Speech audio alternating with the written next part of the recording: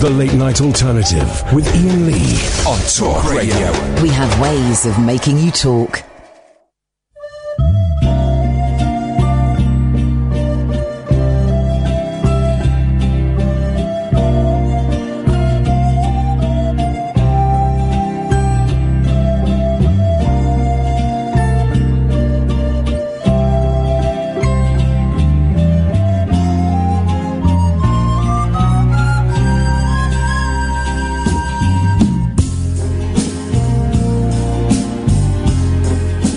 I hear the drums echoing tonight, but she hears only whispers of some quiet conversation.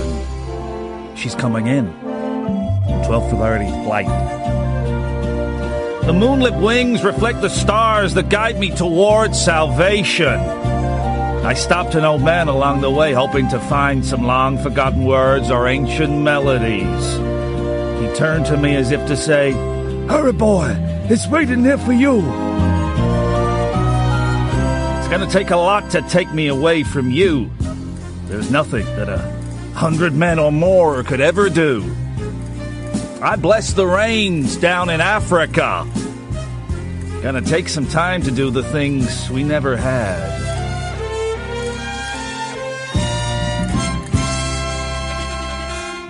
The wild dogs cry out in the night as they grow restless, longing for some solitary company. I know what I must do, what's right. As sure as Kilimanjaro rises like Olympus above the Serengeti, I seek to cure what's deep inside, frightened of this thing that I've become. It's going to take a lot to drag me away from you. There's nothing that 100 men or more could ever do. Ah, bless the rains down in Africa. It's gonna take some time to do the things we never had.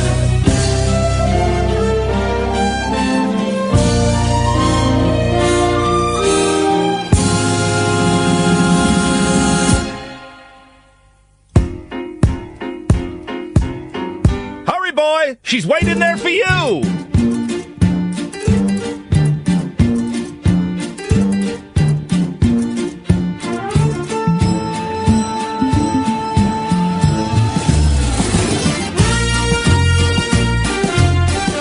Take a lot to drag me away from you. There's nothing that 100 men or more could ever do. I bless the rains down in Africa. I bless the rains down in Africa. I bless the rain. I bless the rains down in Africa. I bless the rain.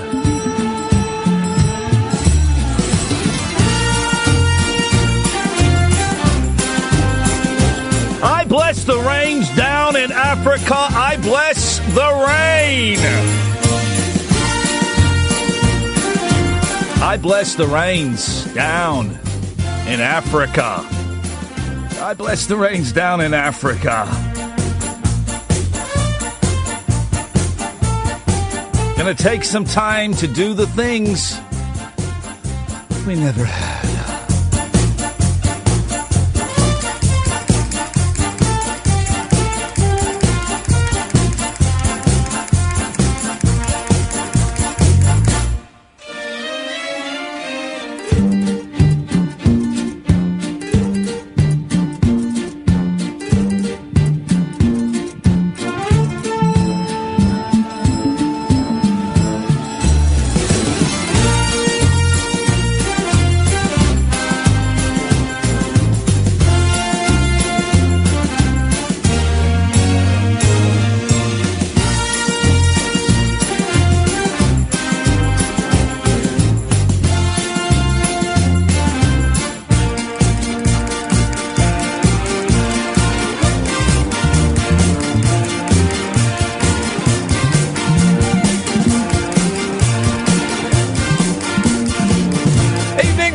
This is the Late Night Alternative with me, Iain Lee. Catherine Boyle will be joining us soon. Don't worry, guys. Don't worry. She's coming. Busy old show this evening. Catherine, you missed the introduction. It was a dedication to Bill Murray. Oh, yes. We just saw Bill Murray live at the Royal Festival Hall. One word, dry. And to answer the query that lots of you have been asking on Twitter, not the good dry. I would say balls. What would you say, Catherine? I would say I admire him for making a thing. I would admire him for making approximately £100,000 from that. From that! He basically, I mean, it was 75 quid a ticket. We got freebies. And it was him, and I knew this was what it was going to be because I'd seen a clip of it before. It's him on stage reciting poetry and Mark Twain. And some great, I really enjoyed the Mark Twain reading. Because I love Mark Twain. I love Huckleberry Finn. I love Tom Sawyer. And I love Mark Twain. And name another Mark Twain story. I love it when people talk like that, so I was in from the beginning. And he said the N-word 5 or 6 times. Yeah. Oh, and what did I do in my seat every time? First time he said the N-word, you went... like that. Name another Mark Twain book story. Mark Twain. Go Didn't on. he do the one about the woman who sold her hair and the boyfriend who gave her the combs? Wasn't that him? No, I don't know. Yeah. What's that called? Stupid Decisions. No. How about, isn't there one called The Frog Prince? That's not him. Google it. I think you're going to find I'm right.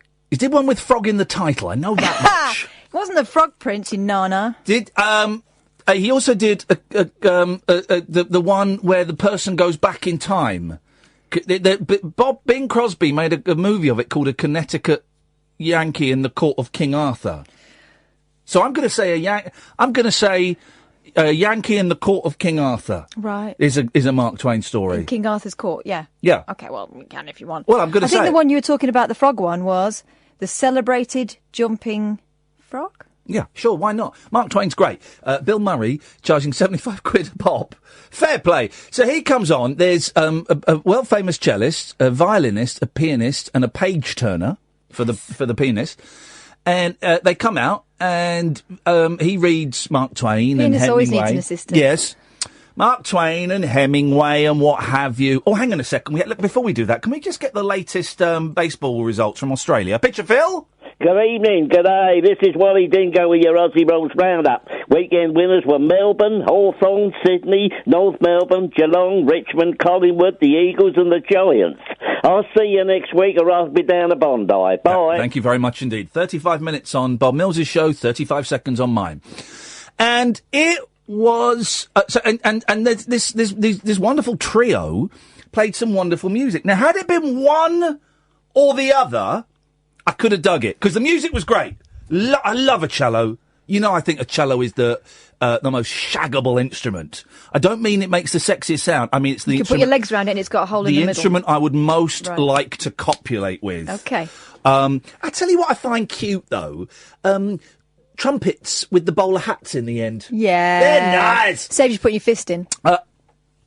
If you had to have sex with an instrument, dear listener, I know we did sexiest instruments, but this is different. This isn't the one that if you had to physically, if you were being held hostage by a crazed, drug-fueled, crack cocaine fueled conductor who'd locked you in the Royal Festival Hall and would only let you out if you had sex with one of the instruments from the orchestra or any of the other instruments that exist in the world because they just happen to be there as well. It's an instrument extravaganza. All the instruments are laid out there like dirty tarts, and they're up for it. Okay, so you are not raping an instrument. The instrument is totally compliant in this. The instrument is up for it. The instruments are high on crack cocaine, so there's some ethical thing, maybe, but the instruments are up for it. They sound vulnerable to me. I don't know. The instruments aren't on crack cocaine. I misread the situation. The instruments are not on crack cocaine. They are there voluntarily. Right. So they're perverts. They're just playing crazy. They are. But the conductor is high on drugs, and it's making him oh. So you've got to have sex with an instrument. You've got to. You can have the cello if you want, but I've been there first because I'm out. Ooh. You got it. Okay, guys, I'm going to kill you unless you choose an instrument to have... Hey, Ian's doing it with a cello already. Young Sam, you've got to have sex with an instrument. What instrument would it be? French horn, I'm going fancy. Oh, my mum used to play that, you dirty devil. Hey, listen, I got my hair cut today by a guy called... What's his name? It begins with an M. Give me some M. Michael. No. Mark. No. Mick. It's like a Marlon, but it's not a Marlon. Oh. Why can't I think Marvin. his name? No. Miles. No. Keep going. Milo. Milton. Alan? Maurice. No, don't you turn your microphone off, Sam. Alan. Yeah? Give me some names beginning with M. You got Michael. Yes. Morris. Yeah. Yes. You got Milton. Yes. Marshall. Yes. Marshall. Marvin.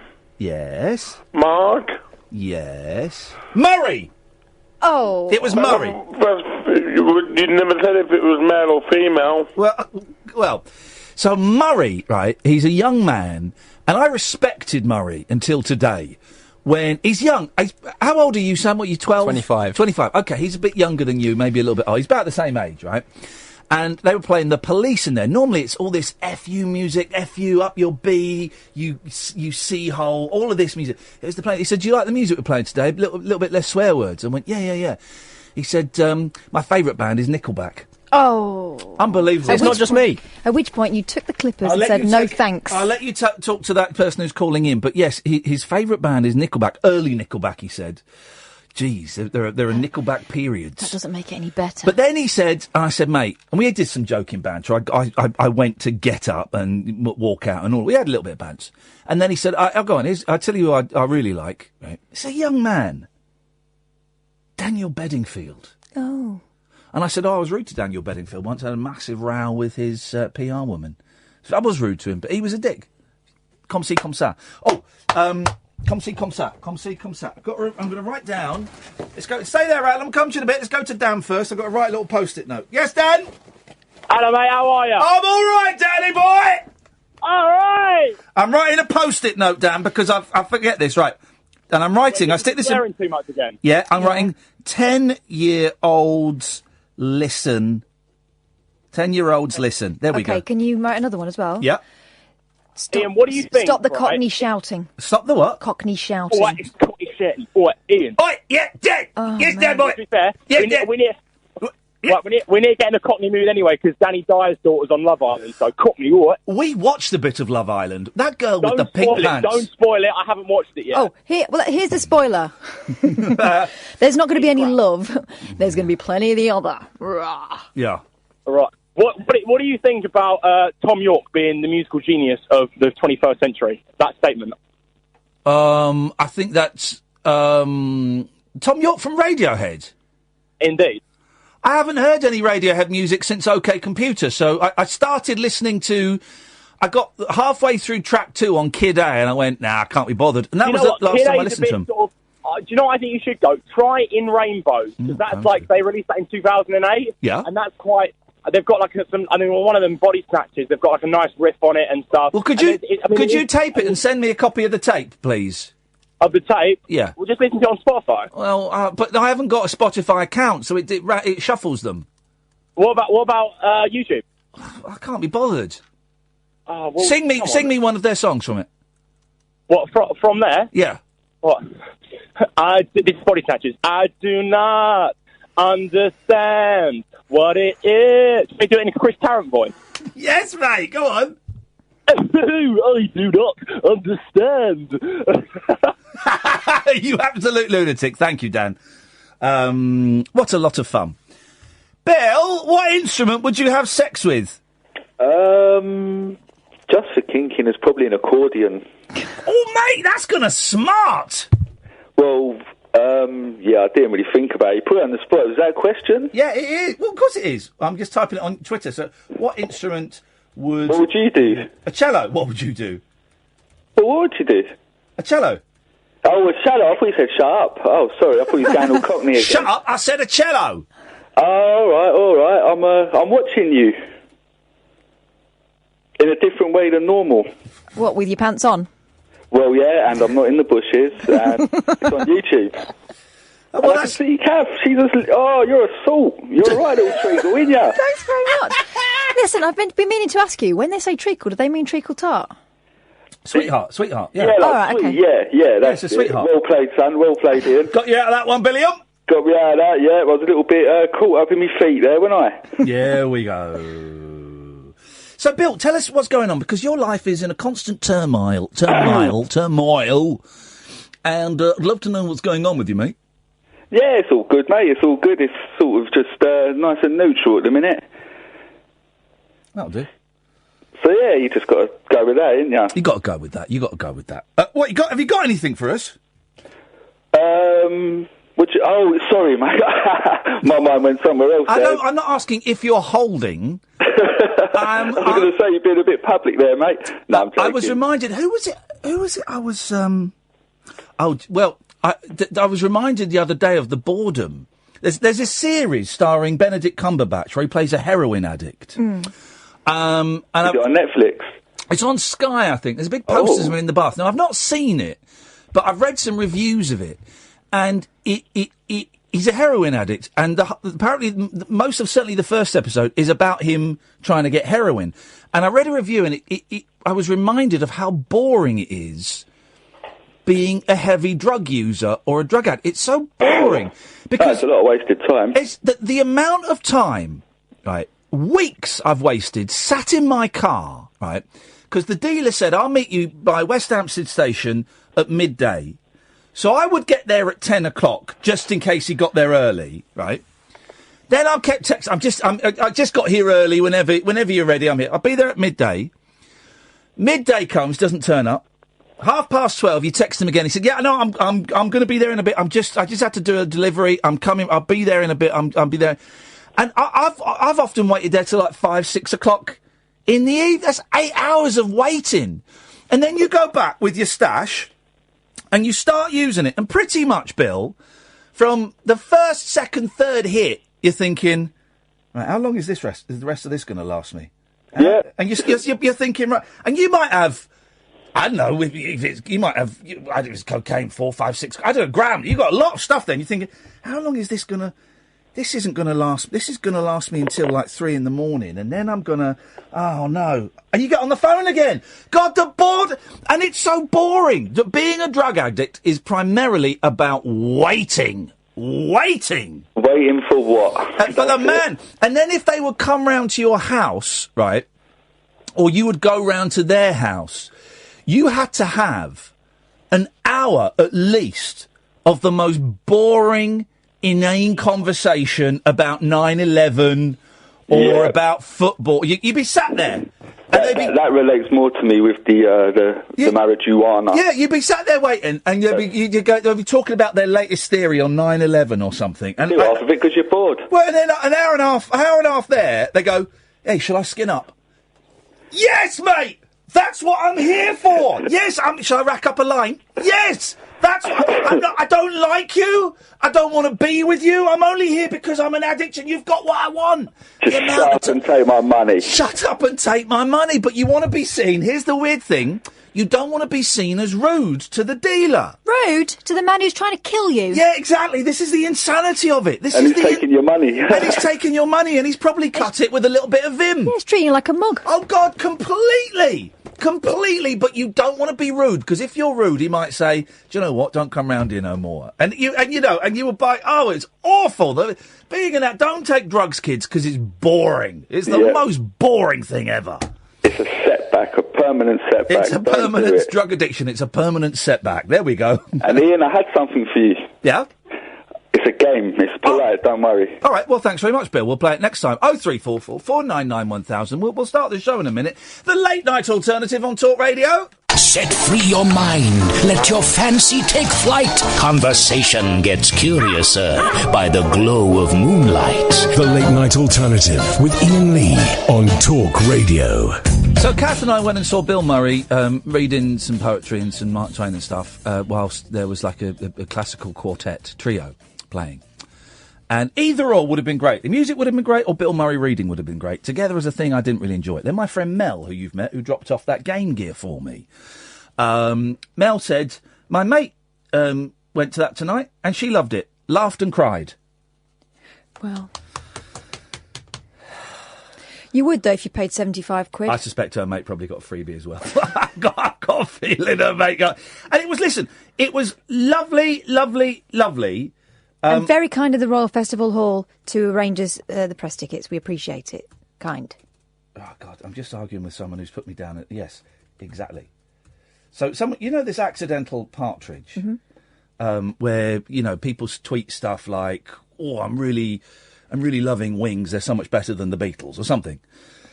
And then that gets sent to this website, Accidental Partridge, and Accidental Partridge retweets it. So this guy, Bryathlete, just tweeted, what instrument would you have sex with? Yeah. He's tweeted accidental partridge. No. I said, no, it's not. You don't understand what accidental partridge is. So he's replied, fine, purposeful partridge then. And I've replied, yeah, big difference. There's a huge difference. Bri Athlete, you're so... Catherine is telling me to block you, but I am a better... Well, actually, let's put it to a vote. Andy... Well, I'm not in charge of this, am I? Sorry? No, they called you. Do you know how phone calls work? Where'd he go? Ian? Yes, Andy, we called you. Oh, sorry.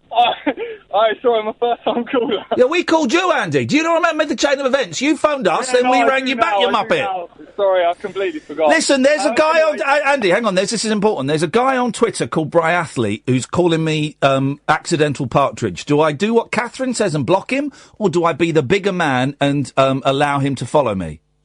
Wait, is this Alan Partridge? Sorry? Sorry, no, I just heard. Allow him to follow you. Okay, thanks very much for your call, Andy. Can you block Andy? No, wait. Here we go. No, wait. Nothing good ever comes from a no. Alan! Hiya, boss. Hello, love. Oh, last night's British Got Talent was a good one. So, tell me, Alan, you're going to have sex with an instrument. What's it going to be? The double bass. Oh, you filthy animal. Well, you can have the double bass. I'll have the cello, her younger sister. Still legal, obviously. And it'll be a great night out. Yeah? Yeah. And also, the Twitter problem, Cass White used to block him. Yeah, you think I should block him? Yeah. Well, now we've engaged in dialogue.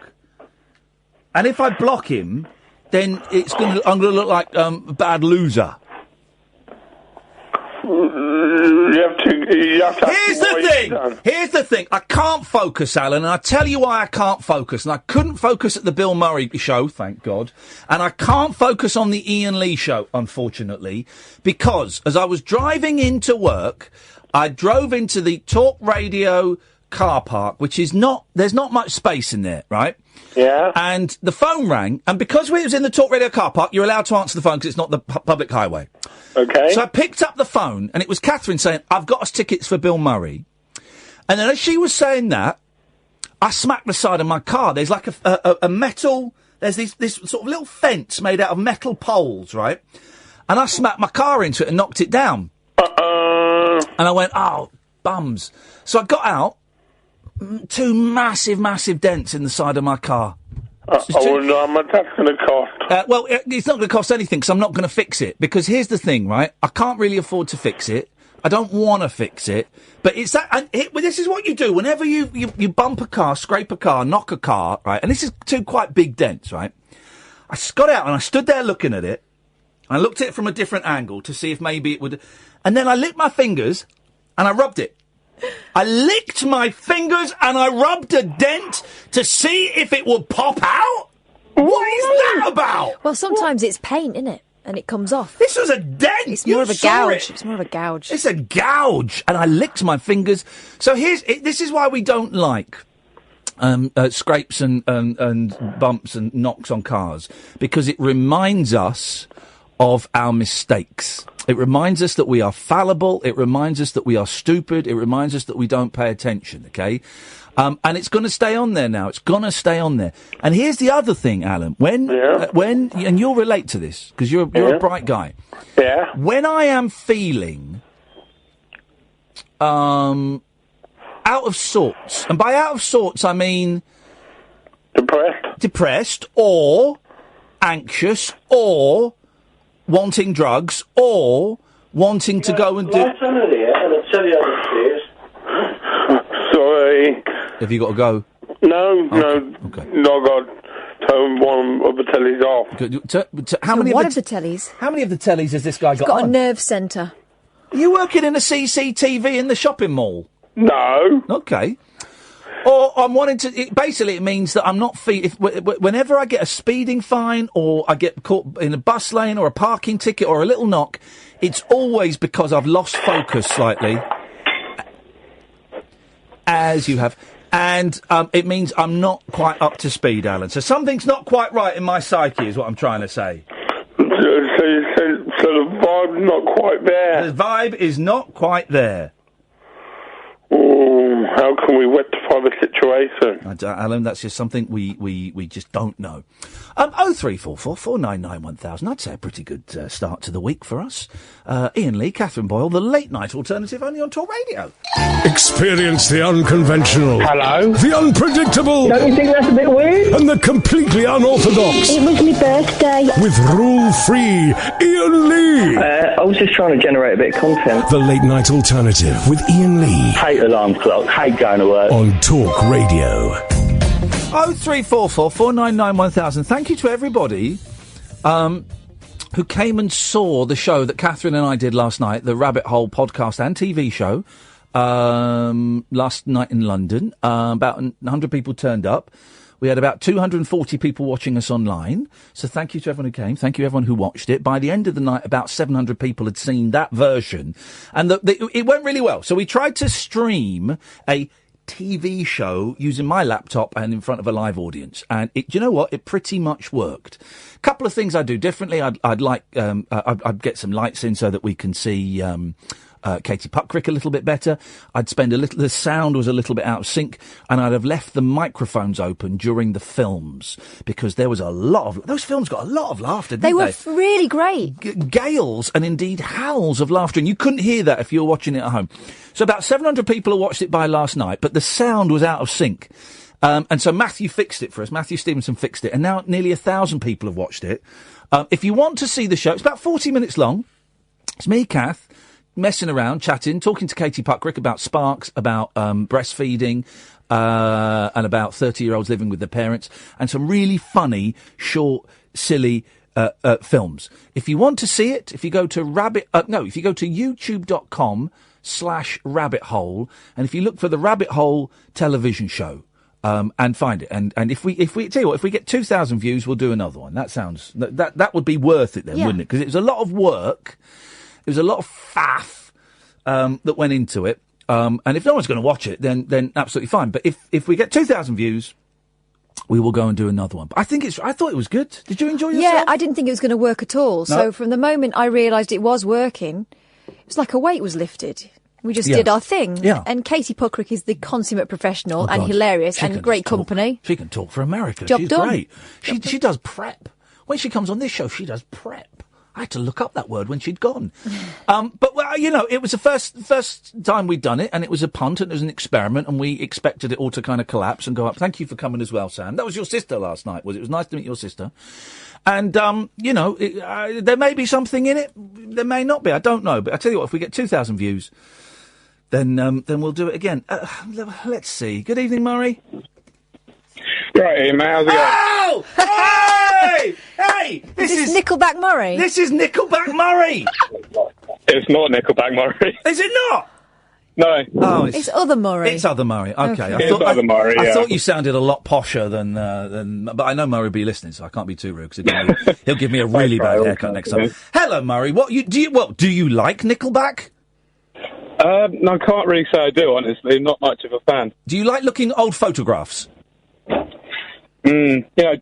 Sort of. Do you like it? Do you like imagining what it must be like to be a rock star using cliches? I mean, you can't go wrong with that. Yeah, well, then you're halfway. You're halfway to being an NF, a Nickelback fan. Anyway, Murray, what you got for us? All right. So basically, my mate a while ago asked this question. It's not been playing on my mind quite a while. He said, what if you found a stone, but it weighed exactly as stone? He was like, dead. So how cool would that be? I mean, thoughts? That's where stones come from. Yeah. Yeah, stones. Yeah, but you can't have all the stones weighing exactly as stone, though. I mean, come on. You wouldn't. Well, you can't have all of the stones weighing exactly a stone, but some stones weigh a stone. Well, yeah, some stones have to weigh a stone, but then you got some stones that are weighing 2 stones. Well, but you said, imagine if you found a stone that weighed a stone. Did you actually mean to say, imagine if all stones weighed a stone? No, so he was just sat there thinking, you're completely just out of the blue, just sitting on the bus one day saying, what if you found a stone that weighed exactly a stone? And, you think about how many stones are around the world. You got stones that weigh a stone, obviously, but at the same point, you got billions and billions that weigh a lot more, a lot less.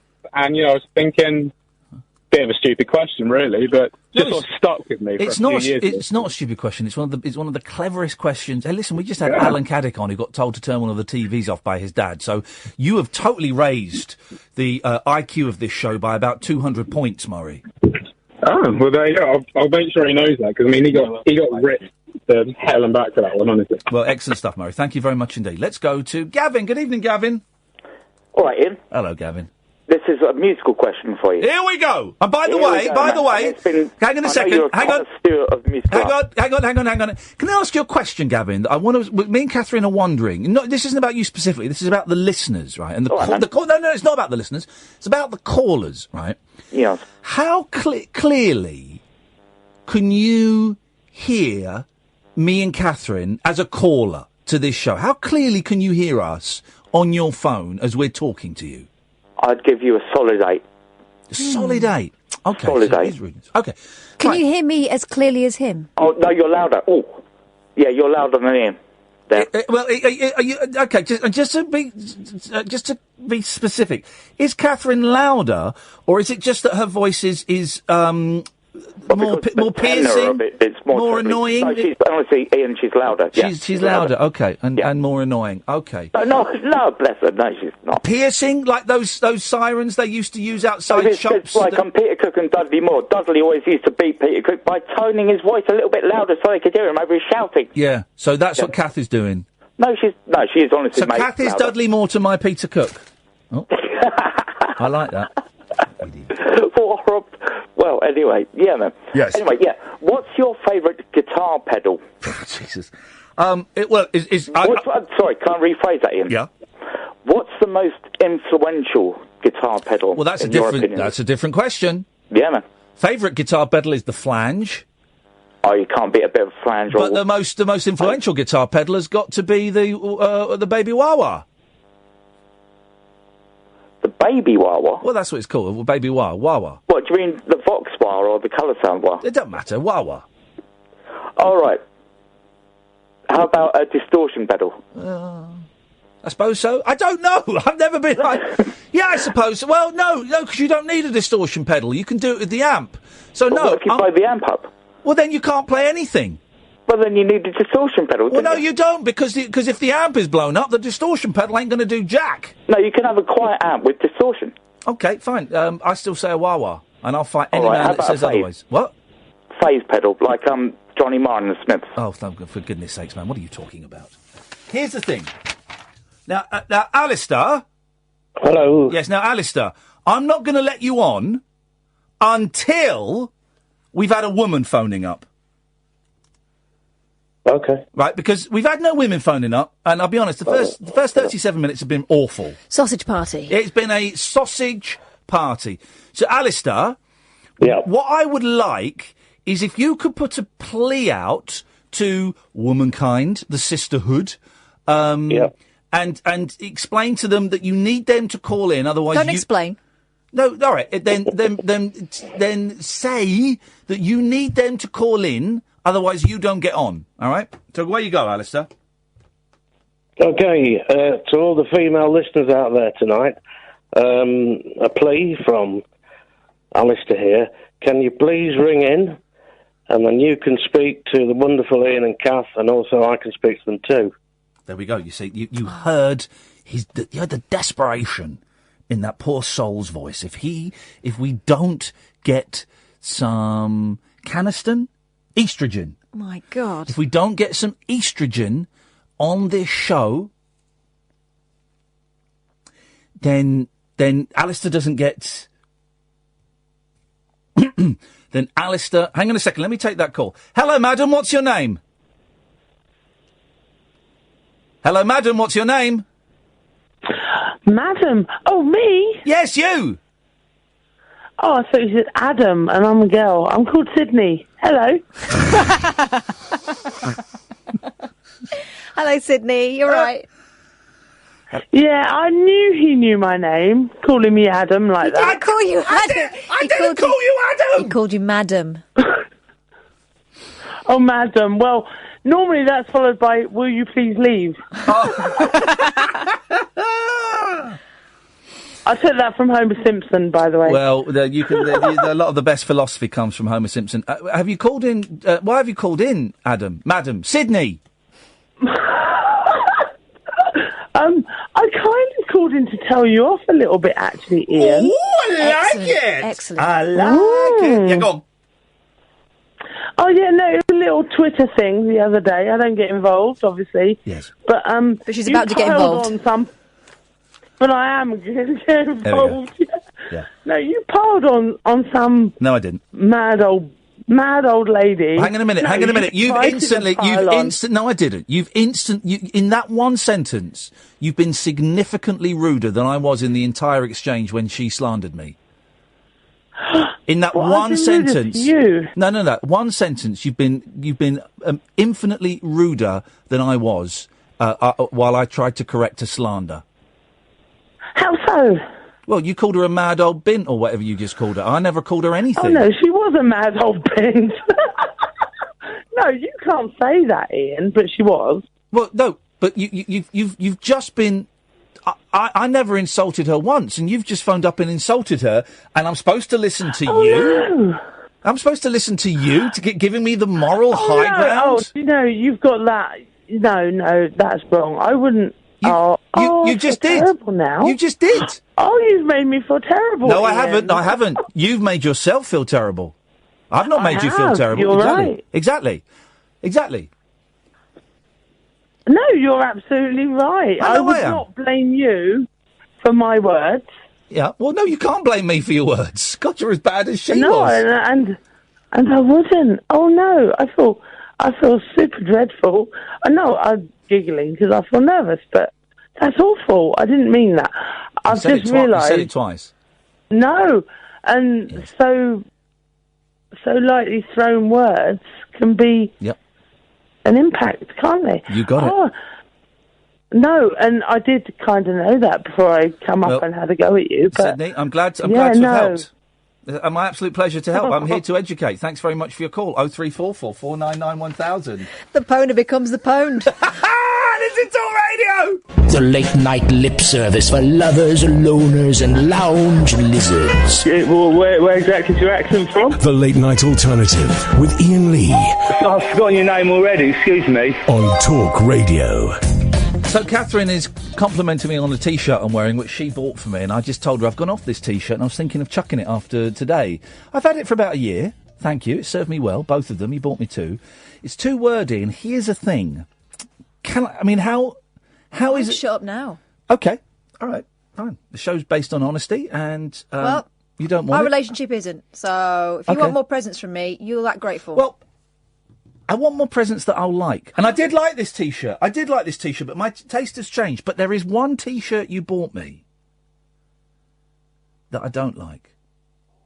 And I've never worn. And I never will wear. The Lego one.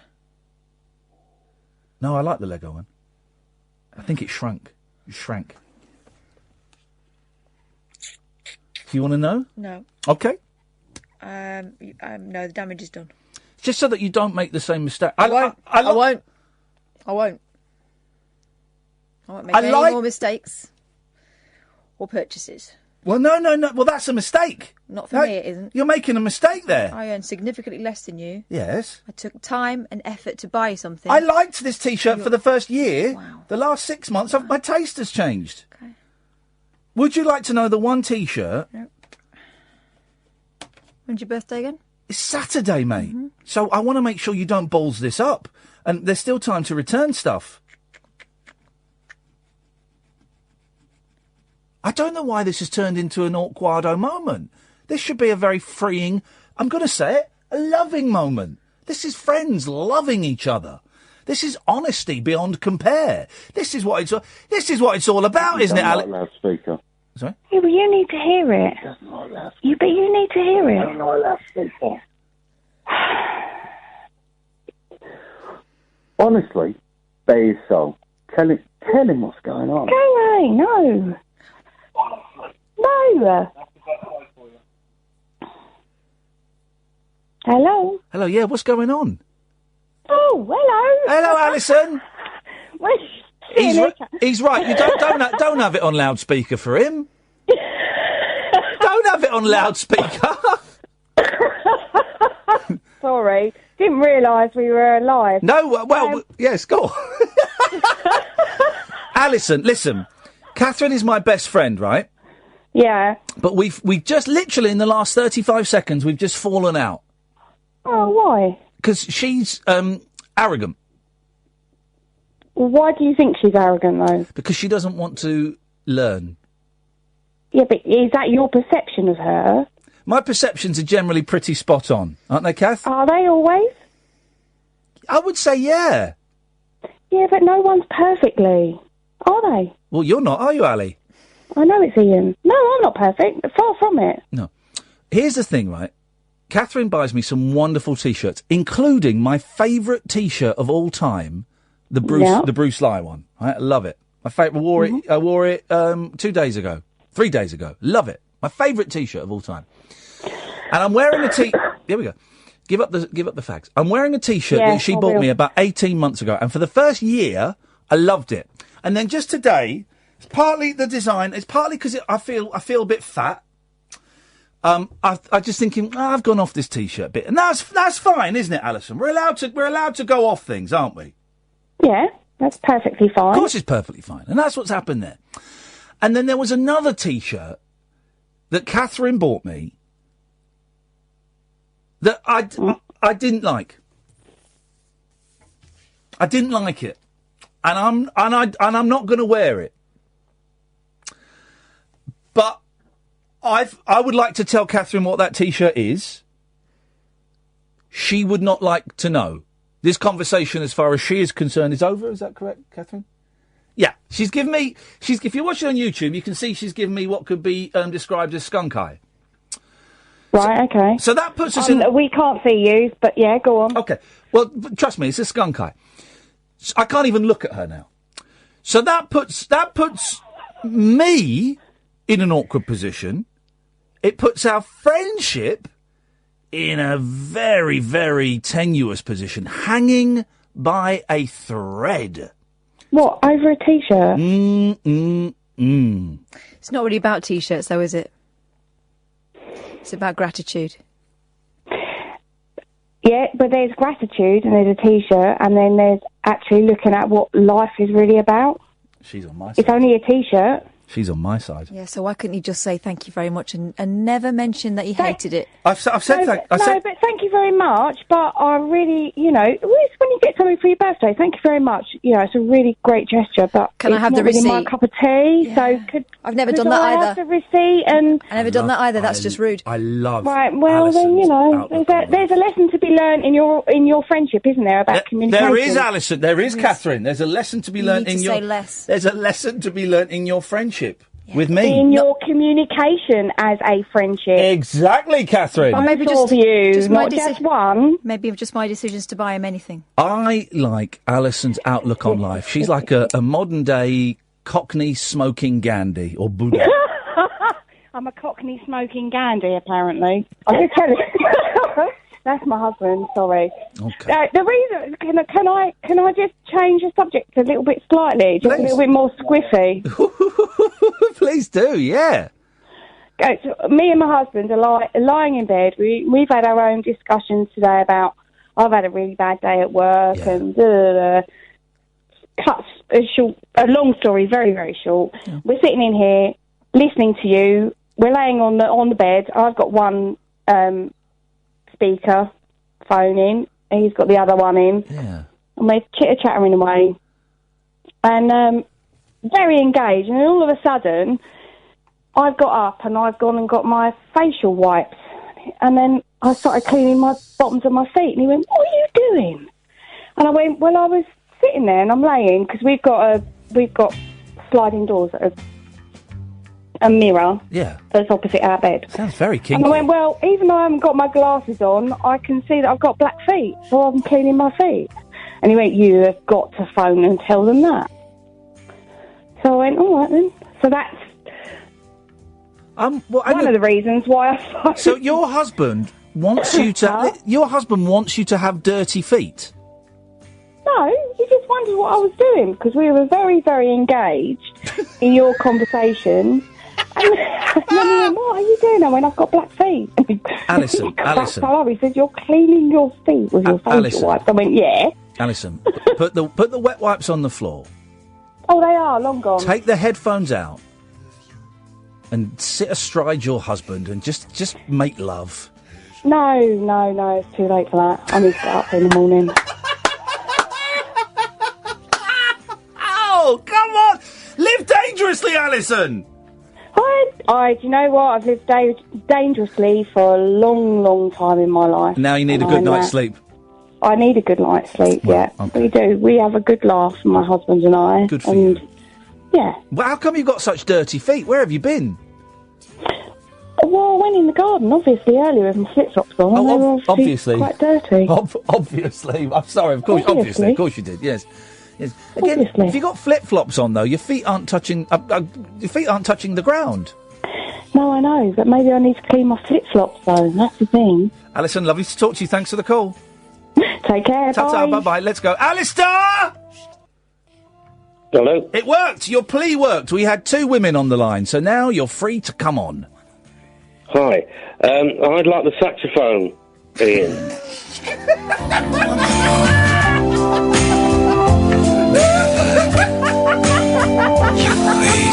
I was not expecting that. Or as I like to call it, the sexophone. And let me just think, do I want to ask this question? Hang on a second. We'll go for it. Why the saxophone, Alistair? Well, I did have to check it on the internet to see what size the horn was at the bottom. Yes. To see whether it was going to be practical. Yes, and is it? Definitely practical, but I think lube maybe... Good lad. Thank you very much, Alistair, there, ladies and gentlemen. Wants to make love to a saxophone. Wow.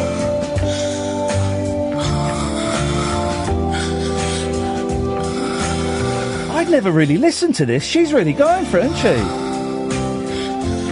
It's a very sad song, actually, this. Why? Because they're not into it. Oh. It's all about how boring it is. They don't love each other anymore. I've seen Jane Birkin live. She's brilliant.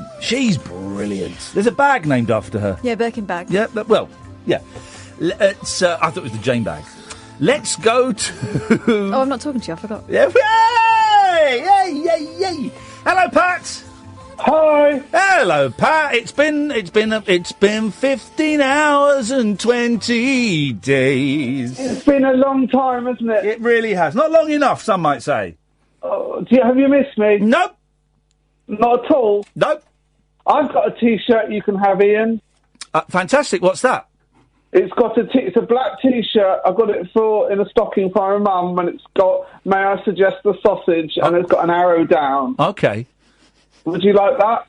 The best T-shirt I ever saw, and it's really offensive, right? And it's the best T-shirt because it's the best T-shirt because it's so offensive, right? And what I'm going to do is I'm going to say it and then I'm going to dump it, okay? So you'll hear it, Pat. You'll hear it, Catherine. YouTubers, you'll hear it. Sam, you at home, you won't hear it, okay? Oh. I was driving down Marylebone Road in London and I stopped at some traffic lights and there was a bloke and on his right was his mate. That's a great T-shirt, isn't it? That's a great T-shirt. Oh, can I tell everyone on the air what you said? No, you can't. No, I've just dumped it. Okay. It's nice to see that your joke got dumped rather than me, Ian. Well, there's still another 7 seconds. Don't worry, there's plenty of time. Oh, how's Kathy? Oh, she left.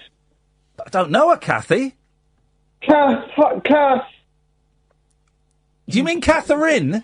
Yeah, I'm sorry, I'm nervous. I haven't rung up for ages, and Ian, I'll tell you how I am. I tell you how I am, Pat. Hurt. Why? Oh, just when a friend lets you down, it's hard, isn't it? It is. I've got 2 treats for you. Not tonight. Okay. Since when I got put away, I had a lot of time practicing, and then I came out, and this week I'm going to do plate spinning for you. That's fantastic, Pat. What day can we look forward to that? Probably Thursday, because Mum's not very well, so I've got to go out somewhere and use somewhere else because Mum's very angry because I used all her Diana plates Well, for rehearsals from the ones in the Sunday supplements. Yeah, okay. Well, thank you, Pat. Thank you for that. I saw that there's a book out about the lady that married Prince William. I can't remember her name. Written by the man who wrote the Princess Diana book. That man's obsessed with women around those boys. What's his name? Bruce Morton. Andrew Morton. That's the fella. Is it about Catherine or is it about Meghan Markle? Yeah, one of those two ladies. Maybe I bet Meghan. I think it's Catherine. Really? I don't know. I bet there's not much to write, really. No, not really. This is Talk Radio. The Late Night Alternative with Iain Lee on Talk Radio. We have ways of making you talk. Transcends Time, Africa by Toto. Remember that one? A Cleveland girl is obsessed with it, and tonight there's proof. She heard it on a popular Netflix show and convinced one of her favorite bands to cover it. It's unbelievable, and NBC's Joe Fryer has the story. In mere seconds, that distinctive keyboard sound will take you back to 1982 when the band Toto released Africa.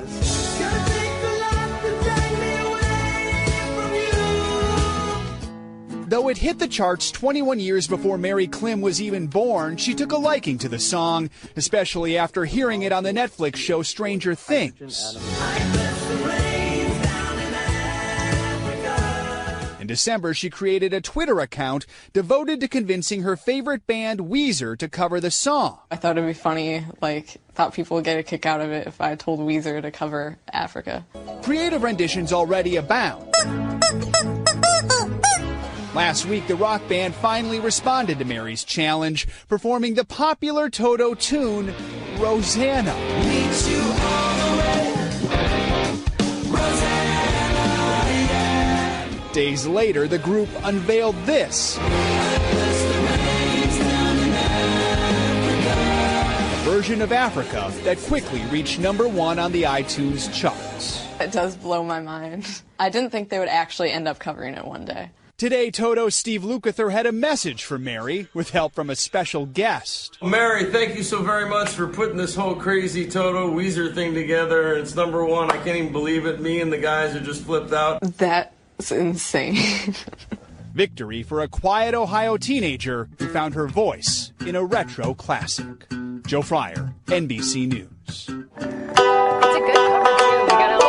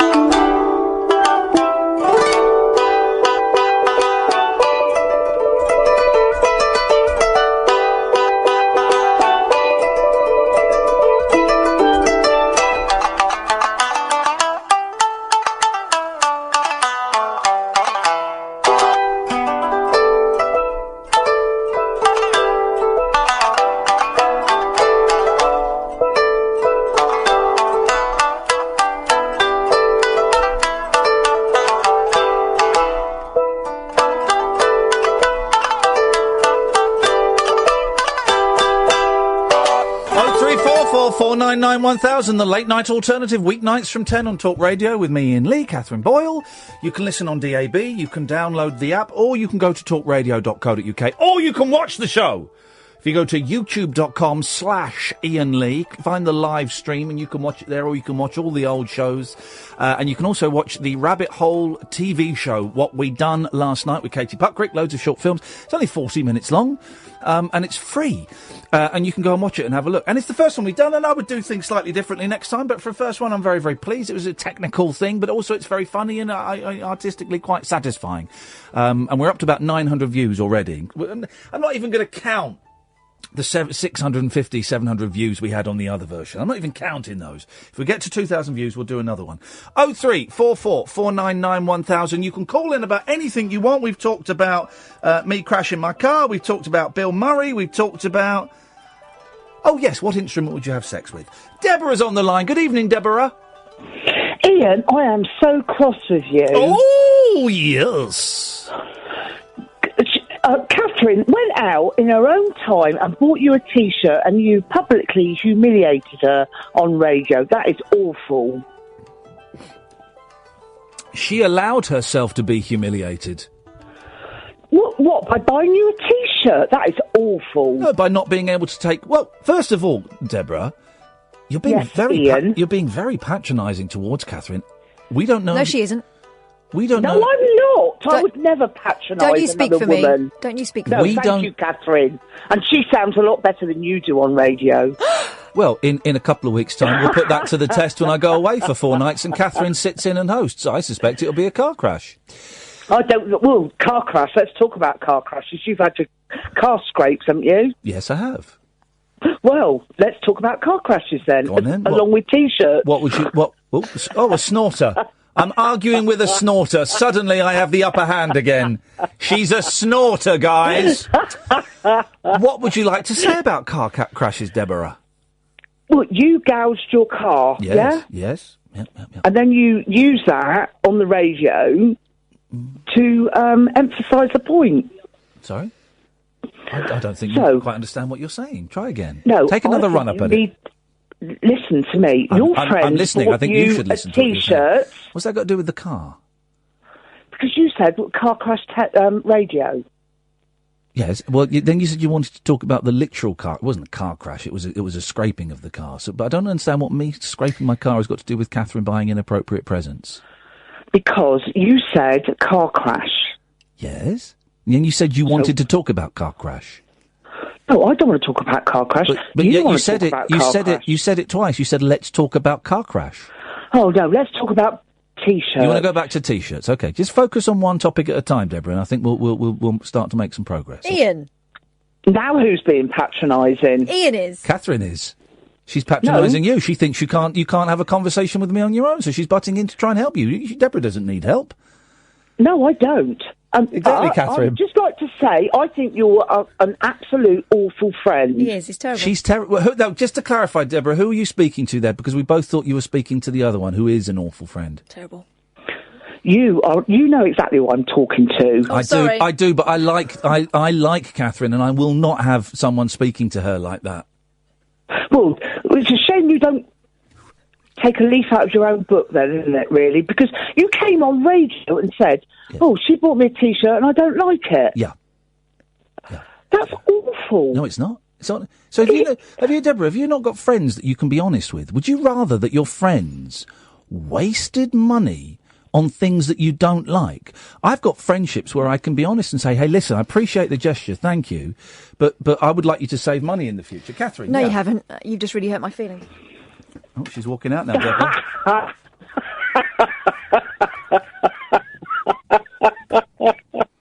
And this is how you derive pleasure, is driving a wedge amongst best friends. This is how you derive pleasure. Whoa, You're a very strange fish, Deborah. Let's back up here, Please Tonto. do. You did that by saying you didn't like the T-shirt she bought you. Let's just say that Katherine was sat in the studio amicably Right. until you came on, and then she left the studio. So when Katherine was in the studio, you weren't here. Then when you were here, Katherine wasn't in the studio. But I can only draw one conclusion from that. I am Katherine. Sorry? No, that wasn't the conclusion that I was drawing, you muppet. You silly sausage. No! Katherine is back, guys, and you'll be pleased to know She's brought. She's backing up your car. She's brought a selfie lamp. Makes me look like a ghost. So that she can be seen on the YouTube channel. I am now going on YouTube to watch a rabbit hole, whatchamacallit. Yeah, okay. Well, you go and do that. Right, it's very nice chatting to you. Deborah, I wish I could say the same for you. Catherine should go out and find some better friends. Okay. May I make a suggestion, Deborah? Put the bottle down. Thanks for calling. You do attract some very queer fish. I thought Deborah spoke a lot of sense. Couldn't understand a word of it. Slurring so much. Let's try Stephen. Good evening, Stephen. Hi, Ian. Well, I have to echo what the previous caller said to some extent. I mean, I think you not only let Catherine down, but you let yourself down. Yes. By being honest? Well, there's honesty and there's gratitude. Yeah, and both can coexist. I am grateful for the present, but if I'm honest, it's not something I would choose to wear. What's wrong with that? Nothing! He froze because he knows there's nothing wrong with it! You've heard about the intention thing. You know, people can't be mind readers. Even a best friend cannot be psychic. No, exactly. Can I just make a correction? Ex-best friend. So learn. Wow, that's harsh. You'll come to regret that, but don't worry, I'll take you back. But exactly. So to save her from continually making the same mistake, Stephen, why don't I just say, hey, listen, I appreciate the gesture, thank you so much, but that's not. I probably wouldn't choose to wear that. But you see, wouldn't it be better if, say, for example, if I lied to my best friend? No, it wouldn't. I mean, if it was, say, a black T-shirt and you didn't like black, for example, you could say in a subtle way, by the way, I'm not so keen on dark T-shirts. I prefer colourful ones. But you don't have to say, well, that one you got me last time, I don't like it and I'll never wear it. I mean, that sounds a bit harsh to me. Well, because you don't live in the modern world.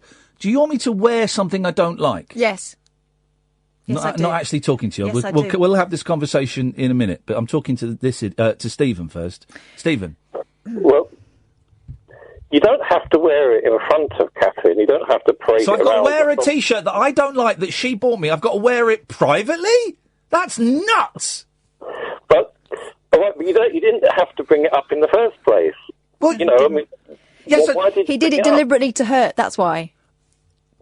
Well, you see, I mean, I received a card on my birthday, Ian, which is St. Patrick's Day, 17th of March, and I had a card from someone I didn't expect a card from. It was a friend of a late friend that passed away a year ago, and her friend, who I've never seen even. There's a lot of friends in this. Well, I mean, I know it gets difficult. I don't want to say names on the air, but so the friend that passed away, her best friend, carried on the tradition of sending me a card, if you like, and I was really grateful. And it was only a card. I mean, we're not talking about like there was a £100 note inside or something, but it was just the fact of getting the card. I felt gratitude towards this, Oh, I hate birthday cards. I think they're a waste of time and money. Apart from the one that was sent to me from some staff at a bakery today. Thanks, guys.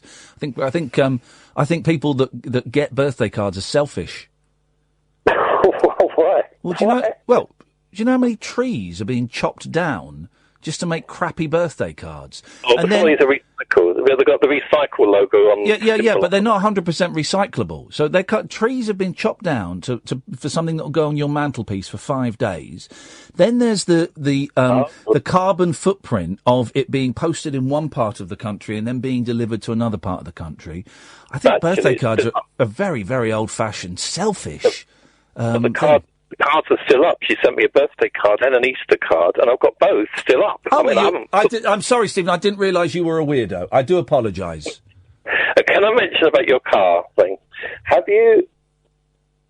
Was it the barrier thing that come up from the ground? No, bollards. Yes.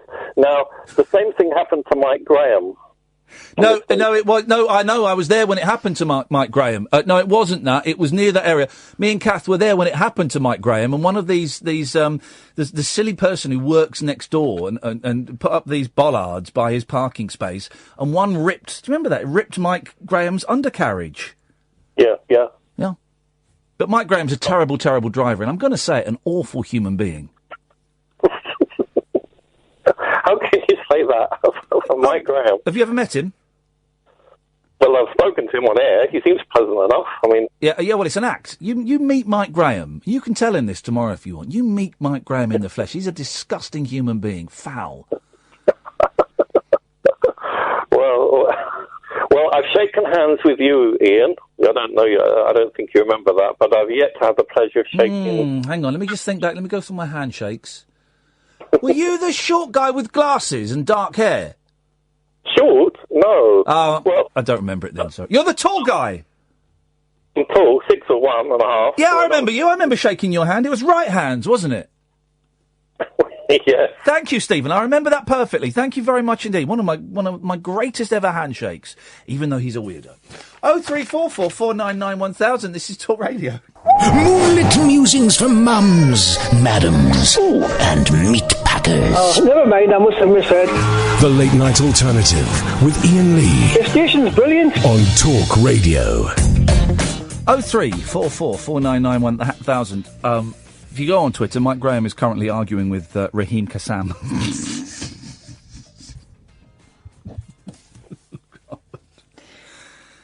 Battle of the arseholes. I'm joking. I like Mike Graham a lot. I listened to him today. He had Daisy on, didn't he? And it was. I look good at that. It was a good old show today. What was he talking about? That really made me laugh. Oh, what was he talking about? I nearly texted in. I can't think. Yeah, he said he did something that really made me laugh. Good evening, Lauren. Hello. Hello, Lauren. Hello, Lauren, my old friend. It's good to talk with you again. Yeah. You all right? What you got for us, Lauren? I think I can solve your T-shirt problem. I have a couple of suggestions. I don't have a T-shirt problem. Someone has a T-shirt attitude problem, but I don't have a T-shirt problem. I'm very comfortable around. Yes. I think gift receipts might be an idea for the two of you. Nope. No more gifts. That's the answer. Well, I think perhaps you know the T-shirt you really want, Ian, that you had to hit the dump button for. I didn't want that T-shirt. No, I think you should buy it for Katherine. Oh, I could, yeah. Well, hang on a minute. But then it'll be pointing at me. Yes. I know. I'm up for that. It's 2018. You know, whatever. It's 2018. You might find an orchestra. Sorry. I'll certainly find a baton. Listen, here's the thing. Do you not think, Lauren, right, that it's that we should be honest with our friends? There are so many friendships and relationships and marriages and partnerships and working partnerships where we're just not honest with each other, and we just kind of fudge around the truth. And you'd rather that people lied to each other than honesty. I can't do that. Let me help you out with this. Yeah, go on. How many T-shirts have I got you over the time we've known each other? Loads, right? About 8. Right. How many do you not like? Well, there's one I didn't like upon opening. Yep. And there's one that I've gone off after 18 months. Okay, so it's a pretty good hit rate, That's right? brilliant. Oh, it is brilliant. So shut up then. Okay, so I'll just throw it away then. I wish I didn't know that.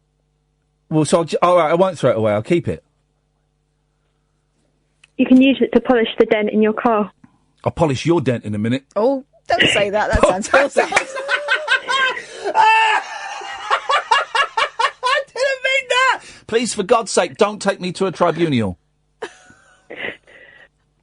I'll think about it. I mean, I'm going to go with, I've never been married, so we'll write that off. But I don't know, not everyone in life is honest.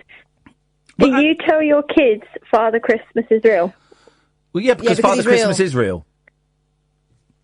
Oh, then he's missed me out for a fair few years. Well, then there you go, Lauren. You see, and I think shouldn't be so naughty. You've got to start asking yourself why. Got to start asking yourself why.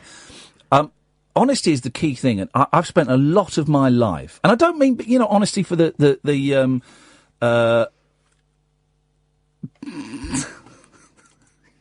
right. Someone being honest on the messages. Someone's being a grass. Someone called Lord Martin. Find this guy. Let's find this guy. Has tweeted Mike Graham. That bloke who's on Talk Radio, I just called you an arsehole. And here he is talking about forking T-shirts with a couple of think birds. Think birds? This guy can't even... If you mean thick birds, learn how to spell thick. We can't even... Find this Lord... Right, find Lord Martin on Twitter, because I want to... Lord Martin. Independent Republic of Mike. Here we go. Think birds. You're a grass and an idiot. There we go. That's destroyed him. I was about to say something really wise then, and I've forgotten what it is. So we said we'll go to Zach. Good evening, Zach. Good evening, Ian. Good evening, Zach. How are you this evening, Zachariah? Good. I just called in because I'm a bit bored because baby's crying and I can't get to sleep. Hey, so baby's at home now. Yeah. How long has baby been at home? Well, probably like 2-3 weeks on that. And at what point did you want baby to go back to hospital? Day 4. Yeah. Oh, day 4 lasted to day 4. Well done. It's different. Things are different, aren't they, man? Yeah, I was a bit gutted though because I got tickets to watch your show on Sunday, but I couldn't make it. Oh man, alive, Zach! Outrageous behaviour. Well, you missed a good old night. But never mind. You've got a new human being living in your house. First of all, how's Mum? Is Mum all right? Yeah. Tired? Yeah. Yeah. And how are you feeling? Are you feeling a little bit left out, or are you feeling okay? I'm just looking after the dogs because I think they feel a little bit left out as well. Yeah, do you know that is a really observant thing. When we had our kids, the cat that had been kind of the centre of my attention for a long time, and then my wife's attention for a shorter time, a couple of years, the cat suddenly was being pushed off the bed and being told not to stay up in the bedroom because we had the baby there, and was left out, and wasn't the focus of attention. And you're right, the animals, I think. Animals react to that, and they're aware of that. And, that's well, good for you, Zach. You're doing a good thing, man. But she had the baby at the right time, especially as half term was only a week after she had it, so I have a whole week, to be at home. Well, there you go. You got Shabbat, you got your half term, and you got the new Han Solo movie. What more could young people want? Yeah, and I'm going to try and make the Manchester show. How the hell are you going to get to Manchester? That's miles away. Well, there might be a gaming convention going on nearby anyway. Well, in the area. Hang on. There might be a what? Well, because in Manchester they do Insomnia, and I think they do one in summer, but I'm not certain. Gaming convention. Oh.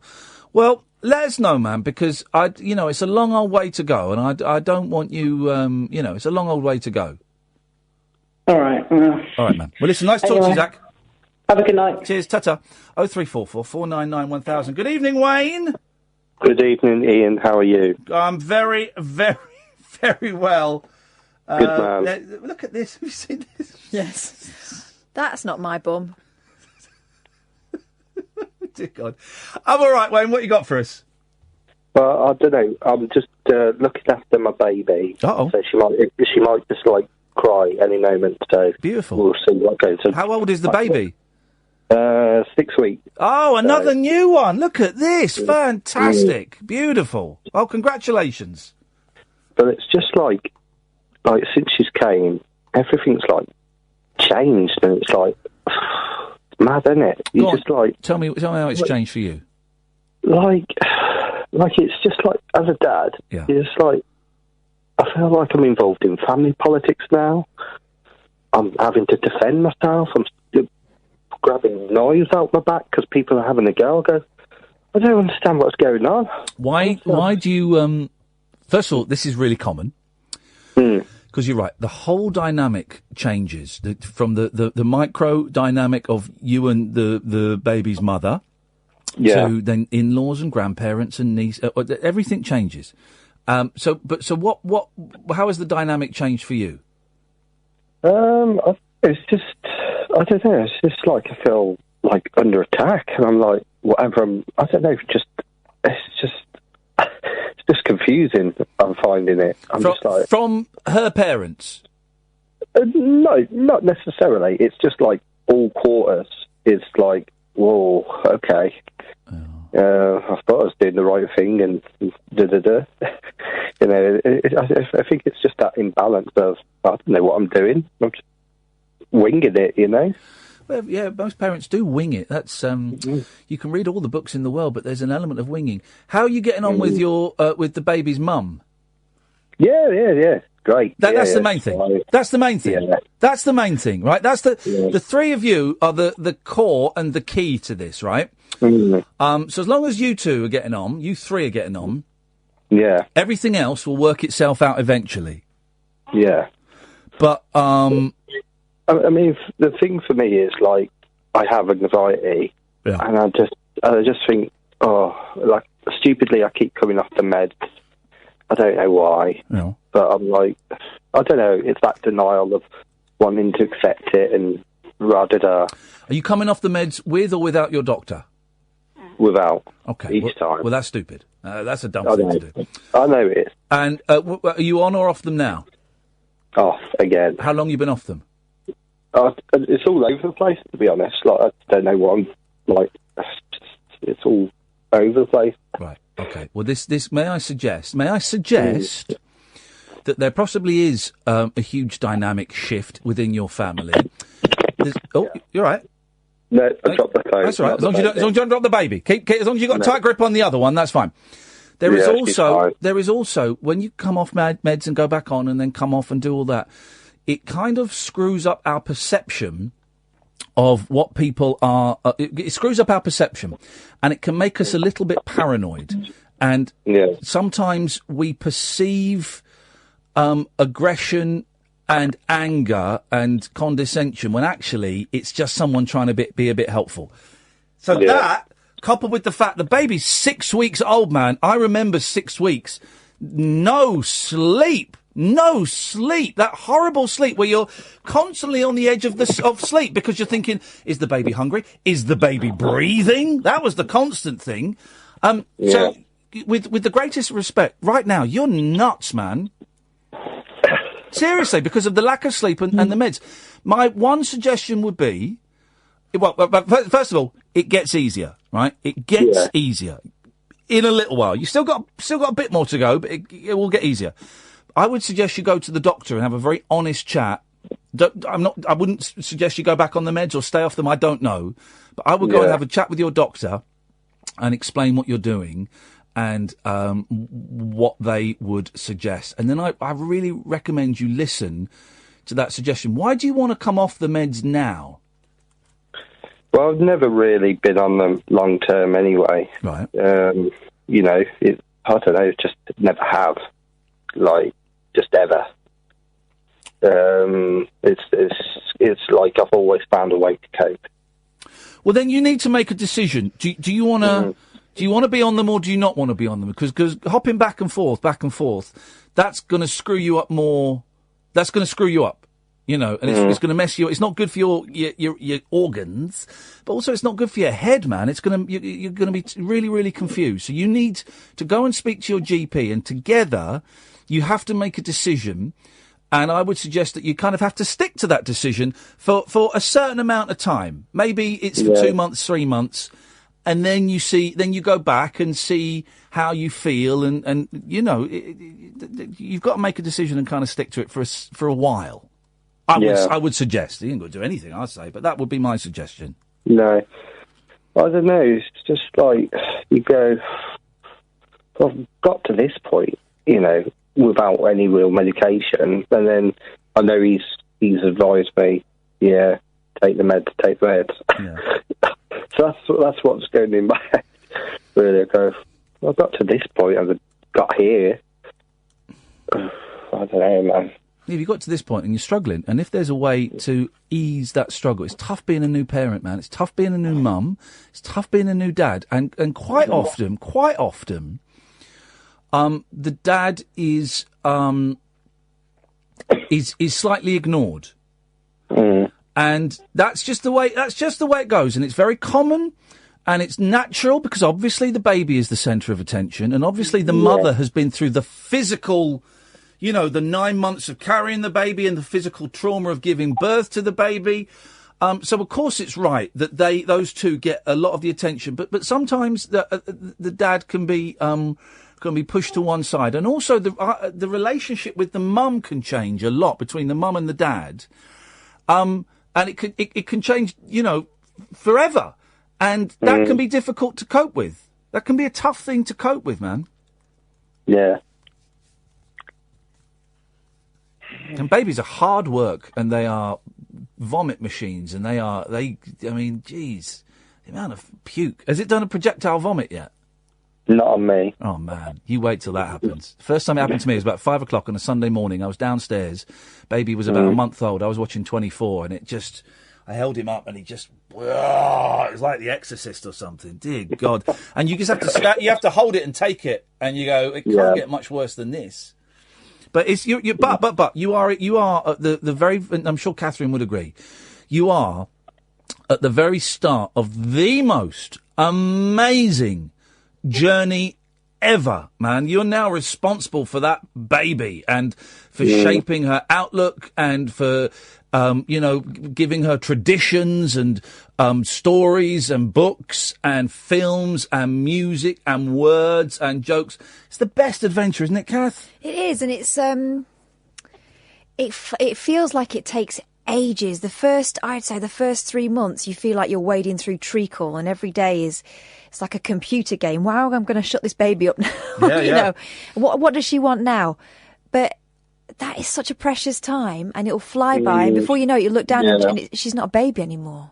No, and everyone does everyone does that. Oh, you're going to be tired. You're going to be tired. You know you're going to be tired because you're tired. But what people forget to say is it's flipping amazing. And just when you get bored, the baby will smile at you for the first time, and that will keep you going for the next few weeks. Yeah. Then when you start to get bored into your wits again, the baby will do something. The way it's worked out is beautiful. Just as you're getting to as much as you think you can take, the baby learns something new, and you go, "Oh my! Quick, come and look at this! Look, she's saying something!" And it's incredible. And then before you know it, you're driving them around, and they're chattering about in the back of the car, and you're having a conversation with that person. Yeah. Who thinks that the sun and moon are, are at your command, thinks you're the best thing and you know everything. I mean, they will learn otherwise in time. But it's just brilliant. It's just, I'm kind of jealous, but I know that it's flipping hard work, and I don't think I could do it again. Enjoy it, brother. Make sure that you have got someone that you can talk to, whether it's a professional or it's a friend or it's someone that you can go and moan about the baby, and you can go and moan about your wife, and you can go and moan about your in-laws, and it's healthy that she has the same, although that's her issue, because you want. It's good to be able to talk to someone outside of that and go, "Oh my God, my in-laws and my missus are doing my nutting today." It's good to be able to get that stuff out, man. Yeah. So you're not taking it out on each other. No, absolutely. Yeah. Says the bloke who's getting divorced, but you know what I mean. I'm saying. Enjoy it, Wayne. It's going to be beautiful. Thanks, Ian. Thanks for taking the time to listen. Thank you, brother. Take care, man. All right, take care. Bye. Bye-bye. Everyone, when we were having the first, everyone says, "Oh, you're going to be so tired." You don't know the meaning of the word tired, and it's true. But hardly anyone said, "You're going to be tired, but it's going to be flipping amazing." Hardly anyone said that. So, "Oh, you're going to be so tired. Oh, you're going to be so tired." Make the most of the sleep. Yeah. Go. Yeah, how you going to cope? No one says it's going to be hard work, right? But it is going to be the most amazing, frustrating, exciting, thrilling roller coaster ride imaginable. Every day is something different. Do you remember the first time you took the baby out? The first time we took the baby home, you're in the hospital, and my wife and the first baby stayed in overnight. I went home, then I went back to pick them up. There was snow everywhere. And the in-laws had been there, and I think a cousin had been there. And then we got home, and we took the baby home, and we got to the flat, and we had him in like the carry cot, and we put it on the floor, and we sat on the sofa and looked at him and went, "What do we do now?" Yeah, it feels like someone's going to come in and go, "Sorry, our mistake." Yeah. You don't know what to do with this, do you? Yeah, and I've never felt so grown up and so immature and so responsible all at the same time. You look at this and go, "What do we do now?" But it also has a very funny impact on your position within the family, right? When you're just a couple and maybe you didn't get married that long ago, you're still kind of basking in that glow of everyone trying to make sure you're all right and is everything okay? Yeah. And I remember the first time, my mum only lives around the corner, and the first time I took my eldest daughter, my first baby out in the pram, I was so thrilled and I wanted to share it with my mum. Yeah. So I wheeled her around. I was really proud. Wheeled her around to my mum and dad's, and I rang the doorbell. And I said, "Mum, we're going for a walk." And she went, "Brilliant." She got her coat on and she got her shoes on. And she took that pram off me. And she was walking about 3 steps ahead of me. And I thought, all right, okay. Yeah. I'm chopped liver now. Yeah. And that's sometimes what happens to grandparents is that they get that this is your special time too. They've been so looking forward to it. It's interesting you say that as a mum, because that happens a lot to dads. Yeah. Dads kind of get pushed to the back of the queue. Yeah. And some dads can take that and some can't, and some relationships can take that and some can't, and, and sometimes they work themselves out again and sometimes they don't. But also there was a lot of, because obviously the grandparents have done it before, once or twice before. And we had a lot of, you shouldn't be doing it like that, you should be doing it like this. Well, as long as we're not doing anything that is dangerous, let us make our own mistakes. Yeah. There's a lot of tutting going on. And wondering why you're not, like, slathering them in Vaseline and... Yeah. I had a few rows with my mother-in-law, just saying, look, can you just leave us to sort this out? I found the breastfeeding thing really hard, in that I was feeding the baby, but she just was not getting full and she wasn't putting weight on, so I had a lot of anxiety about that. And, every time we went to be weighed in, all the other mums are sitting chatting and I'm thinking, I'm going to have failed again. I'm going to have failed again. And sure enough, she hadn't put enough weight on and I'd be held back in class, and I was put in these like special groups where they suggested I fed her every 20 minutes. I mean, she never stopped. I found a notebook in the end where I'd been writing which boob she'd been on and for how long, and my writing was getting increasingly nuts. And I thought, what am I doing? That was the first, I think I managed about 13 weeks like that. And that's a massive time. But also during that time when I'm trying to get the hang of breastfeeding, people want to come round and see the baby, and it's like, okay, could you come round at 4, and before 4 o'clock you're rushing around trying to make sure everything's ready, and so she's fed but she's not going to puke on them, and and hopefully she'll be able to sit with them for a while and she's not going to have a sore tummy and all this sort of stuff. To say no. We learned to say no. In the end, people wouldn't turn up on time. And so people were arriving and I just had to take the baby upstairs to feed, because I didn't feel comfortable feeding in front of other people, especially because I wanted to make sure I was doing it properly and I wanted to make sure it was a relaxing time. And also there are older members of my family who aren't massively comfortable with me getting my boob out. So, that kind of transmits, doesn't it? So I'd just sit upstairs and I'd hear them all talking downstairs and be having cups of tea. And I thought, I've got to hurry up and get this baby ready for them. And it became so stressful, and I started to really resent people who only wanted to come round and because they're excited and it came from a place of love. Do you know what I mean? So there's a lot of, like you said, there's a lot of politics all of a sudden, and you're kind of almost an obstruction to them having that time with their baby or their great niece. Or I have just had a really, really good idea, and this could be a really good thing for the show. Can you and me have a baby? No! Why? I'm not having any more babies. All right. Well, first of all, it doesn't have to be penetrative. We could do it using. I could go and knock one out. I've got to plop it out though, haven't I? Yeah. I could go and knock one out on a tissue. All right. Second option: we adopt a baby. Why? Why would we do that to someone? For a show baby. Can we not have a cat or something instead? No. We have a show baby. I mean, Wayne there sounded like he was pretty frazzled. We could probably get that baby quite cheap. I would offer him £150. Who's looking after this baby? Me, right? Why don't we just leave it in the studio? What? So Ash looks after it? Oh, no. All right, you look after it. It sounds a lot like I'm having a baby. I'll be the baby daddy. Oh, God. That means daddy, doesn't it? It just means daddy. Baby daddy.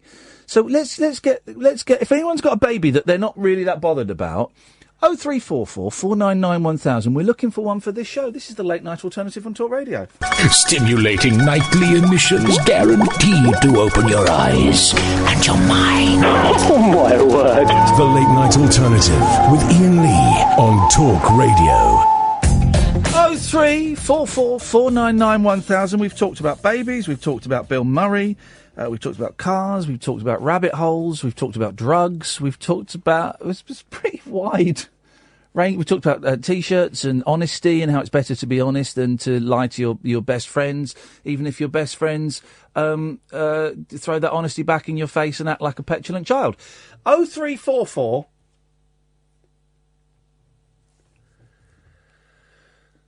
Do you mean me? 499 1000 is the telephone number if you'd like to give us a call.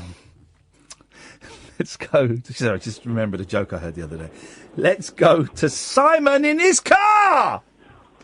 Evening. Evening, Simon in his car. Oh, okay. If you like. If you like, Simon, why the bloody hell not? I'd like to put my Hampton into a Hammond.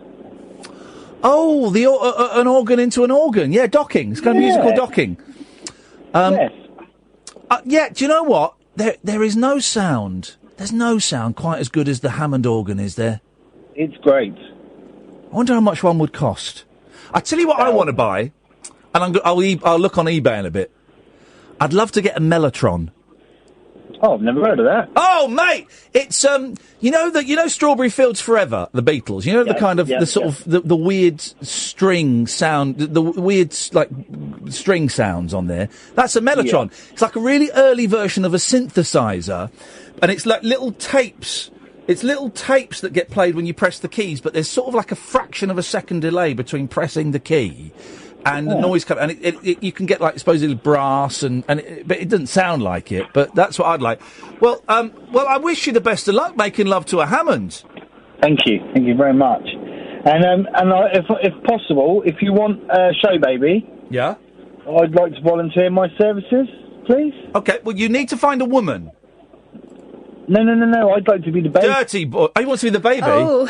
Was he going to impregnate you or be the baby? I think he wanted to be the baby. Oh, no, Simon. I've seen that on Eurotrash. No. Those people, just looking at Mellotrons on eBay, those people that wear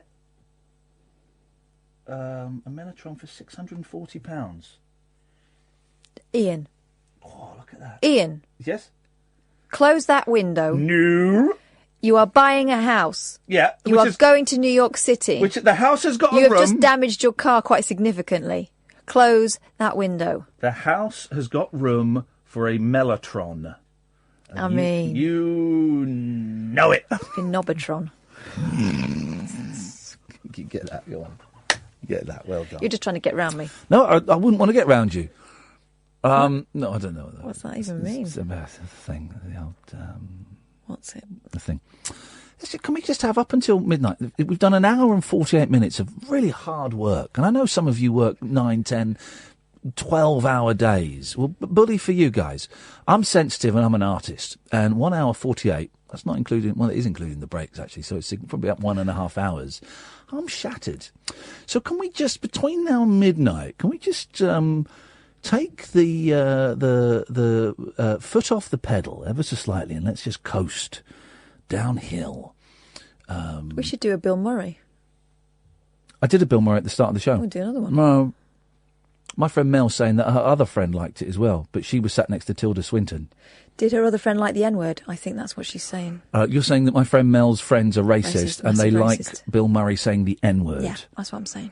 I like a bit of Mark Twain. My granddad was, I miss my granddad Bill so much. When I was certainly younger than 11 because we hadn't moved. I remember it being about 8. And I wish I still had it. I threw it away, of course. It brought me like a big compendium of Mark Twain, an anthology of Mark Twain stories. And I've since bought another anthology of Mark Twain stories. But what was great about this is Granddad had written in the cover. 1981 it was. I can see it. He'd written the year 1981. So I was 8. It's probably for my 8th birthday, actually. Oh, and I threw it away. Isn't that terrible? The treasure that we discard. What I wouldn't give to have that book with my granddad's. It's just a little happy birthday. You'll enjoy this. Love Nan and Granddad, 1981. Oh, I'd love that. But I remember reading Mark Twain did The Prince and the Pauper, of course. Mm-hmm. Great story about a prince and a pauper who look identical and they swap, and then the prince can't get back to being the... Oh, it's a great story. Isn't it supposed to be Henry VIII's son, Edward? I don't know, actually. It's a long time since I've read it. I don't remember it being that specific. Mm. But there's 2 books within there. There was The Adventures of Huckleberry Finn, and then there's also The Adventures of Tom Sawyer. And if I remember correctly, they run parallel to each other. So... If I got this right, it's getting slightly literary here, guys. We're coasting until midnight. The way I remember it, so The Adventures of Huckleberry Finn is a separate book to The Adventures of Tom Sawyer, but they both follow the same narrative, just from each person's perspective. I'm pretty sure that's how it works. I'll have to read it. I'll have to dig it out have a good old read again. But he's funny, Mark Twain. Even as an 8-year-old, loads of it I didn't get. But I remember I pretty much read the whole book, and there's lots of short stories. He's very similar to Kurt Vonnegut, actually. In he's kind of quite liberal thinking, and it was great. But we were talking about I don't want to do a kids' TV series, but the Adventures of Tom. Was it Tom Sawyer? Or was it Huckleberry Finn? Tom Sawyer and Huckleberry Finn and Friends. I can't remember. Tom Sawyer and Friends. And Tom Sawyer looked like a very pretty girl. Bowl cut. Yeah. And Huckleberry Finn was kind of... he was dark, wasn't he? Yeah. With wavy hair. Yeah. I thought he was gorgeous. Thanks for the dun dun dun dun dun dun dun dun dun. Did their mouths work with their words? Yeah, it was American. It wasn't like those. It wasn't like Heidi. Wasn't like Heidi. Yes, grandfather, Heidi. Yeah, it wasn't like that. And Silas. And there was one about the flashing blade. It wasn't that. It was no, it was American. I'm thinking Sunday mornings it was on. Something like that. Here's the thing. Did they use the M word in it? Different time.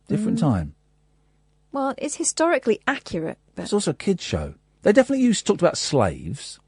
You know, because the whole thing is I seem to remember this correctly, is it's kind of coming from an anti-slave slant. No, they wouldn't have used the N-word even then. Although I saw a brilliant teen magazine from the 60s. I wish I could get a copy of it. It's like Tiger Beat or 16 or one of those magazines, and it's on the front, Paul Revere and the Raiders, the Monkees. And the top strapline is Beatle Paul something. I can't remember exactly. A Beatles fanatic will know it better than me. Beatles Paul says, I don't mind playing for ends. Right. And it was because the Beatles refused to do segregated gigs in America when they came. I didn't realise until we saw that film. Yeah. So they get to America and the Deep South, and the promoters. By the way, so the blacks will sat at the back and the whites will be sat at the front. They're like, why's that? Oh, it's segregation. It's just how we do it. And the Beatles laughed and said, we're not doing that. And they faced getting into a lot of trouble. They said, we're not going to play segregated crowd. When we play in Britain, we have black people sat next to white people. They just didn't think it was right. They didn't realise they were wade into a massive political row. And they're going, most of our favourite music is by black artists. They're so stupid.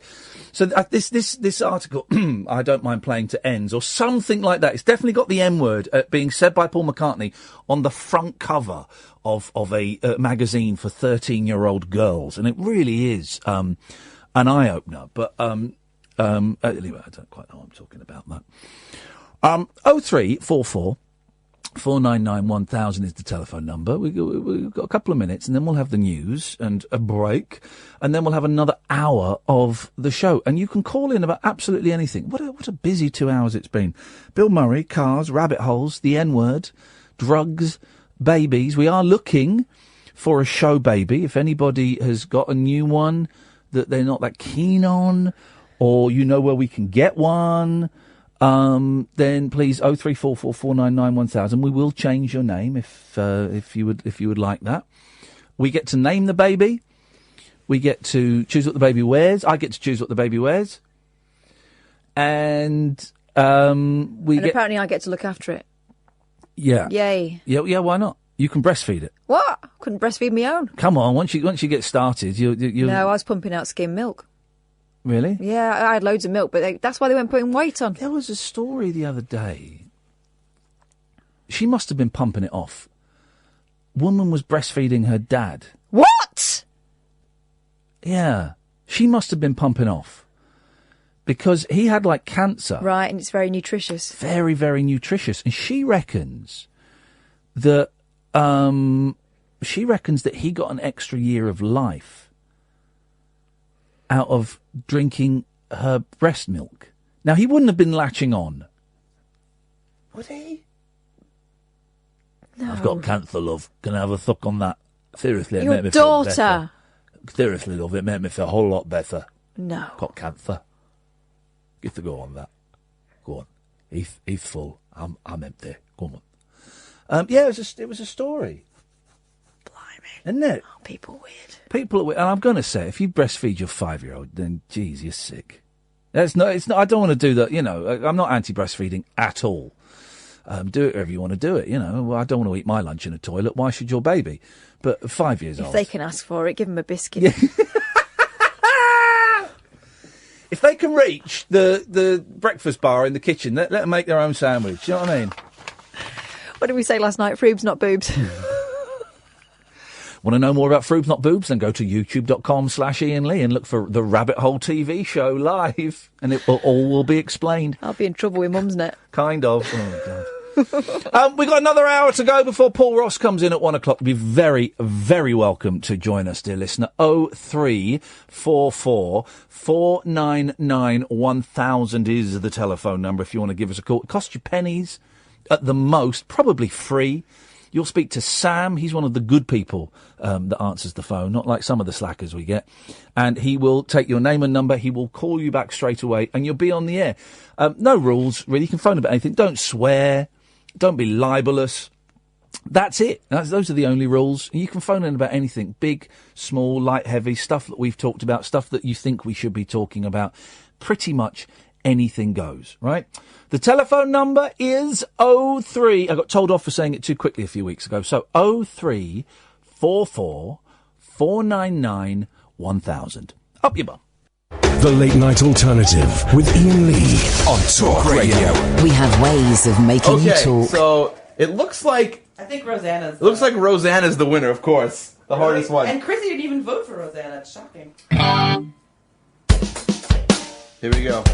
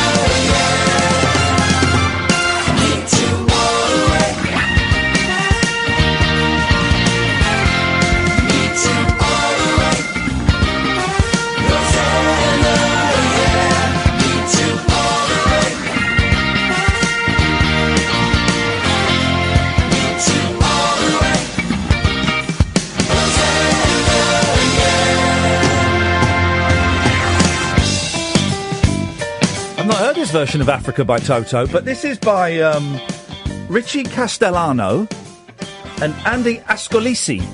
And they recorded this in 5 hours while they streamed themselves recording it, then edited it together. This is a brilliant version. This is really my favourite version of Africa.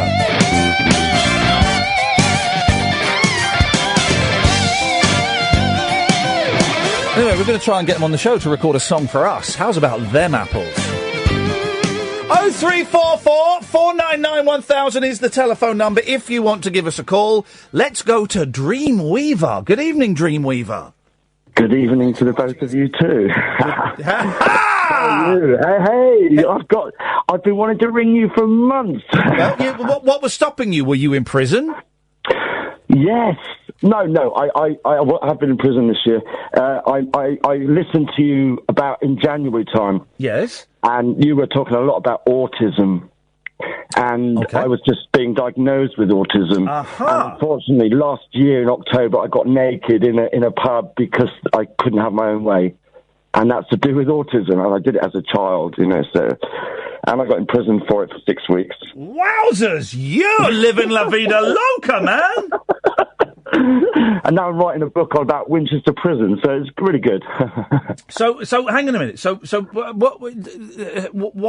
Why did you get naked? Well, my girlfriend is, unfortunately, she's alcoholic. We went into a pub and she didn't like Adele being played. Okay. And we asked if we could change the music and the barmaid said no. And as I walked out, I said, we won't come back to this crap place again. Okay. And they barred us. Right. So I went back in a couple of weeks later, apologised, and they wouldn't tell me quite why I was barred or anything. So a couple of guys in there, businessmen, bought me a drink, and the landlord allowed me to have one more drink. And I asked them if they would tell me why I was barred and could they allow me to continue coming in. Yeah. And he said, no, I'm not going to tell you, and no, you can't come in again. I said, I'm going to get naked. And I'm going to sit on your bar stool and meditate. Wowzers. And I did. You levitated? No, meditated. Oh, I thought you said levitated. Well, okay. Well, the bar stool was probably levitating a bit at the time. I hope you'd wiped. Oh, I think they probably do when I left. I got dressed, went home, came back again, and the police were there and they arrested me. I'm sorry that you went through that. That sounds like we're laughing about it, but I bet it was an unpleasant experience. Or maybe it wasn't an unpleasant experience for you. I didn't really have control over it. I didn't really know what was happening, and definitely when the police grabbed me, because in the courts they said it was it took 7 officers to control me, and I'm a very slight bloke. Yeah. My dreadlocks are probably bigger than I am. So. Well, I'm sorry that you found yourself in a position where you were out of control. Yeah, that must be unsettling, to say the least. It has been for the last 50 years, yeah, unfortunately. But I'm one of the undiagnosed, or I have been. So, but it's coming clear now to me. So hang on. So then you get diagnosed. So then what changes? Do you get medication? Do you get taught techniques to exercise control? What is different? Structure. Yeah, I go and see someone tomorrow. I've been seeing them since I've been away from prison since the 22nd of March. Yeah. Yeah. Very helpful. The structuring is really good. It's needed. Yeah. But over 50 years, you kind of adapt to different ways of getting through things. We all learn coping mechanisms to make up for things that might have happened to us as kids or disorders that we have now. We all learn coping mechanisms, and they work to a certain extent. But then they end up with us nearly ODing on drugs or stripping off in a pub and and meditate or whatever. Eventually they catch up with us. Yeah, they do. They do.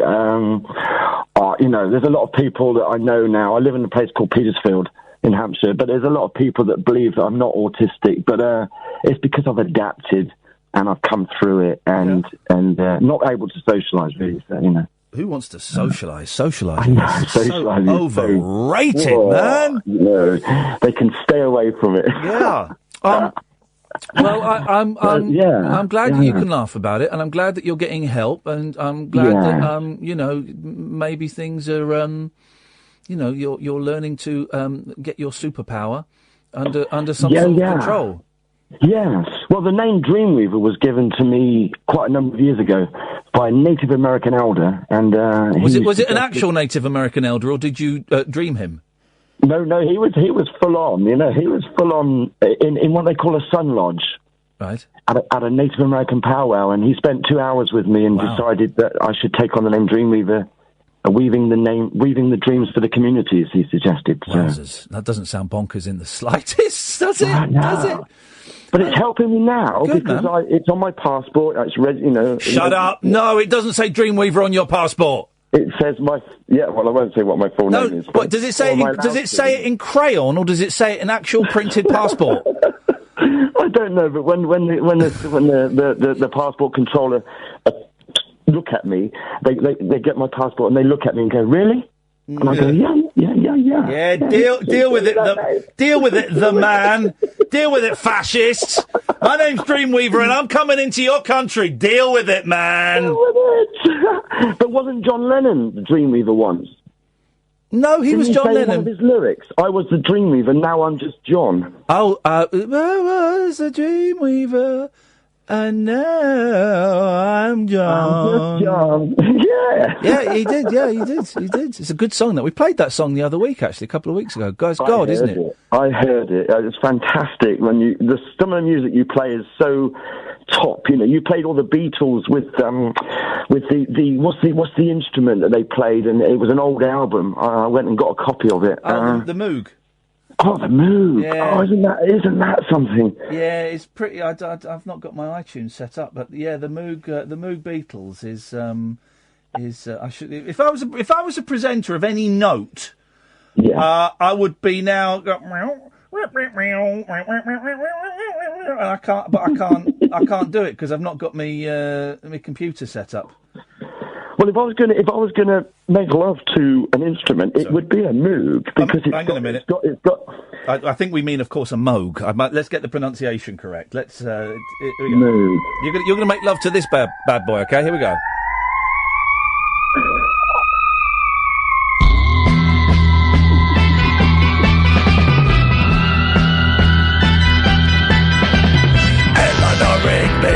Picks up the right seat of charge where her wedding has been. Lives in a dream.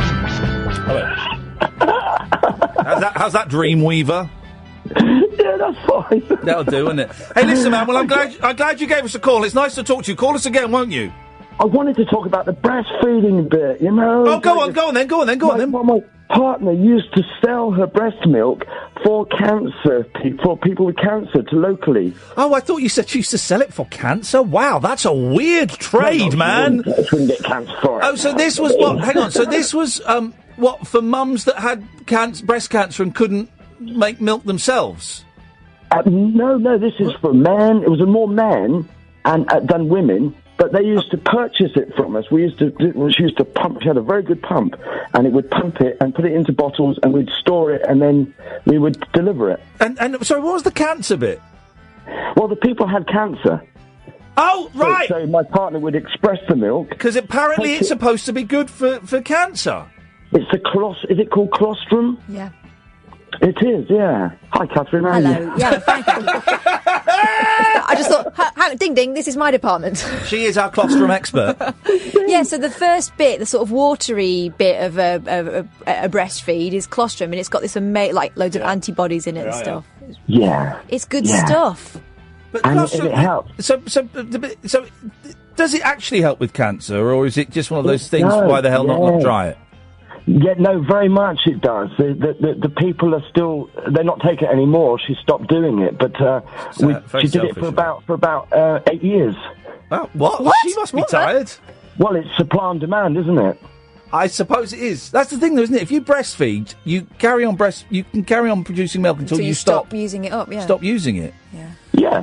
Did you ever have a little, suckle? Always. It's so good. We were making ice cream with it. Have you never tasted it, Ian? Do you know, I dipped my finger in once. Yeah, it's really and sweet, had isn't some. it? But the ice cream, that adds a whole different meaning to a 69. Oh, it's a God. no, it's a 99, isn't it? It doesn't work. Sorry, it's a 99. It's a 99. Although it's your mind. Although some Mr. Whippies, you can ask for a 69 and you get. But anyway, that's fine. Back up. Or with flaky bits. Yes, exactly. Well, if she ever gets in the trade again, I'd certainly give her a shilling. Well, we would take it as well, yes, yes. Well, we'll see how all that goes, though. Listen, it's been lovely to speak to you guys. Nice to speak to you too, man. I've been wanting to do this for ages, so yeah, I'm glad I did. Do it again soon, fella. Thanks very much. Take care. Ta-ta. Well, he was nice, wasn't he? 0344 499 1000. This is the Late Night Alternative on Talk Radio. No rules nocturnal nattering for night birds, nurses, and Nosferatu. All right, cool. The Late Night Alternative with Iain Lee on Talk Radio. Right, I'm turning the computer away from you because I don't want you to see something. It's not that, for goodness sakes. I got the hippie shakes. It's in the bag. Oh, the hippie shakes. Right, while we were talking to Dreamweaver, I purchased an album. Right, I purchased an album. Okay. Whoa! Well, you should have paused. I purchased an album, right? I was prompted by his name, Dreamweaver. And Dreamweaver. No, you got to take a couple of steps away from. You got to take a step away. You got to take a step away from Dream and a step away from Weaver. Okay? So we wanted to get this album for Sleep ages. Knitter? Sorry? Sleep Knitter. I've been wanting to get this album for ages, and I thought, well, Dreamweaver's on. I'll get this album. It was only a quid on Amazon plus postage. So can you guess what it is? So it's not Dreamweaver. Take a step away. Do it one word at a time. Sleep. It's connected. You've got the first letter right, and it's connected. Snooze. No, think a bit more abstract. Slumber. No, this is the thing. Your thinking's quite narrow, and you need to think broader. But I don't know if you'll be able to. Try the second word. You're really pushing it today. Do you know that? Yeah, I am. It's very, very unwise. I think it's wise. I think it's clever. I think it's sassy. I think it's funny. I think it's biting. I think it's what the kids want to hear. So, no, I'm very confident with it. And I'm trying to make you a better person. Instead of going down to your level... That wave scissors at me, Harvey Weinstein, for crying out loud. I'm just holding them. John Wayne Bobbitt. I'll get... Here we go. I'll give you a little clip. Do you recognise that? This is some song. Is this the original? Oh, we go. Yeah. This is the original. You ready? Here we go. Do you know what that is? You won't know, Sam, do you? Stop snipping the scissors, please, mate. Why? Because it's just... Does it disturb you? Okay. Do you know what song this is? Give it more.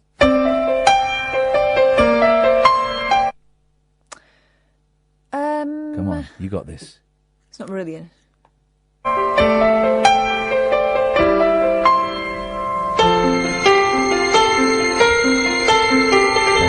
It's a great song, actually. I remember loving it at the time. Do you want a bit more? Bit more? Okay, here we go.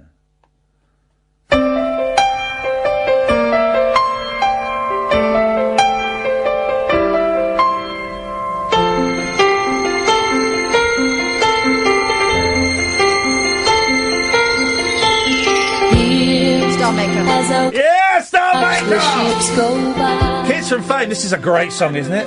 I had a Fame makeup set when I was a kid. Did you? Yeah, and it came in a record-shaped tray with 3 leg warmers. Oh, I had leg warmers for Christmas 1982, I guess. This is a great song. None of these songs get played anymore, and they were huge. High Fidelity was great. High Fidelity, that's where we're going next. Here we go.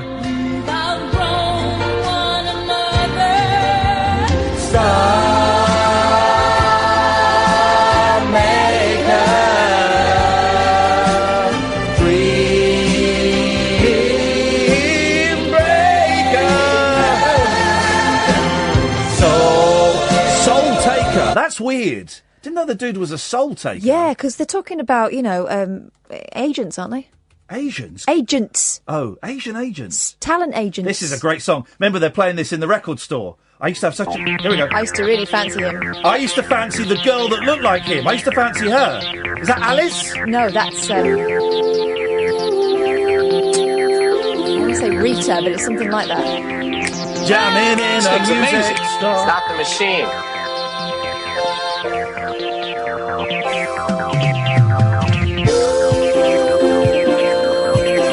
Doris.